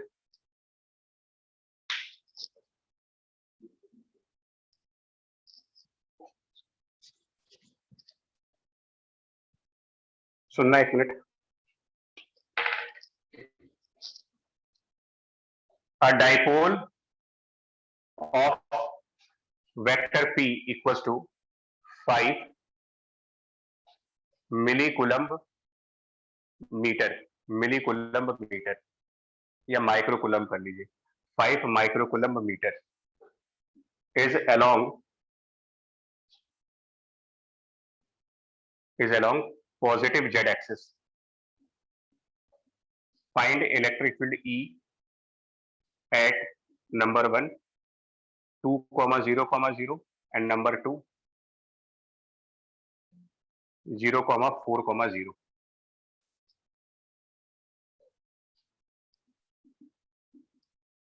नंबर 3 0,0,6. इन पॉइंट्स पर क्या इलेक्ट्रिक फील्ड आएगी? सॉल्यूशन पे आते हैं। 2,0,0 ये पॉइंट की लोकेशन कहां पर है? क्या ये उस लाइन पर है जिस लाइन पे डाइपोल है? No sir, perpendicular equatorial position है सर। डाइपोल जेड एक्सिस पर, ये पॉइंट एक्स एक्सिस पर है। परपेंडिकुलर हो गए ये दोनों? परपेंडिकुलर हो गए? Yes sir. कौन सा formula? Sir KP upon R cube use होगा। तो यहाँ पर इलेक्ट्रिक फील्ड K मतलब 9 × 10⁻⁹, डाइपोल मूवमेंट 5 माइक्रोकूलम है 10⁻⁻6 अपॉन R क्यूब 2 है। और डायरेक्शन देखो, तो अगर डाइपोल पॉजिटिव जेड एक्सिस है तो ये electric field minus Z axis. दूसरे पॉइंट पर बताइएगा क्या होगा आंसर? इक्वेटोरियल। ये पॉइंट कौन से एक्सिस पर होगा? इक्वेटोरियल इक्वेटर पर R cube on y axis. Point is on the y axis, dipole is on the z axis, perpendicular है। Again KP/R cube. Yes sir. Same answer जो यहाँ पर है, यही आंसर आएगा मैग्नीट्यूड में भी और डायरेक्शन में भी। नहीं सर, 0,06 मैग्नीट्यूड अलग होगी। 2 कर लो यार, चलो 2 कर दो अब ठीक है, दोबारा कौन मेहनत करेगा? 0,0,6 on the z axis, point is on the z axis, dipole is also 2KP/R cube. ये वाला केस हो गया, डबल वाला कंसेप्ट, यानी 2KP/R क्यूब। न्यूमेरिकल वैल्यू अपने आप कर लेना आपको। डायरेक्शन पार्ट बताइएगा यहाँ पर। जब डाइपोल K कैप हो जाएगा, positive along z axis, positive K cap. इन सब में इतनी छोटी बातों का ध्यान रखा जाए तो न्यूमेरिकल गलत नहीं होते कि डाइपोल कहीं पर minus K cap electric field produce करेगा, कहीं पर प्लस K कैप की इलेक्ट्रिक फील्ड प्रोड्यूस करेगा। डिपेंड करता है कि इलेक्ट्रिक फील्ड का कैलकुलेशन जिस पॉइंट पर हो रहा है वो पॉइंट डाइपोल वाले लाइन पर है या डाइपोल के परपेंडिकुलर लाइन पर है। इस हिसाब से देखा जाता है कि क्या इलेक्ट्रिक फील्ड बनेगी।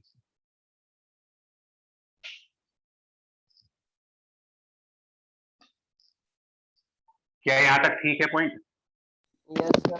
यस।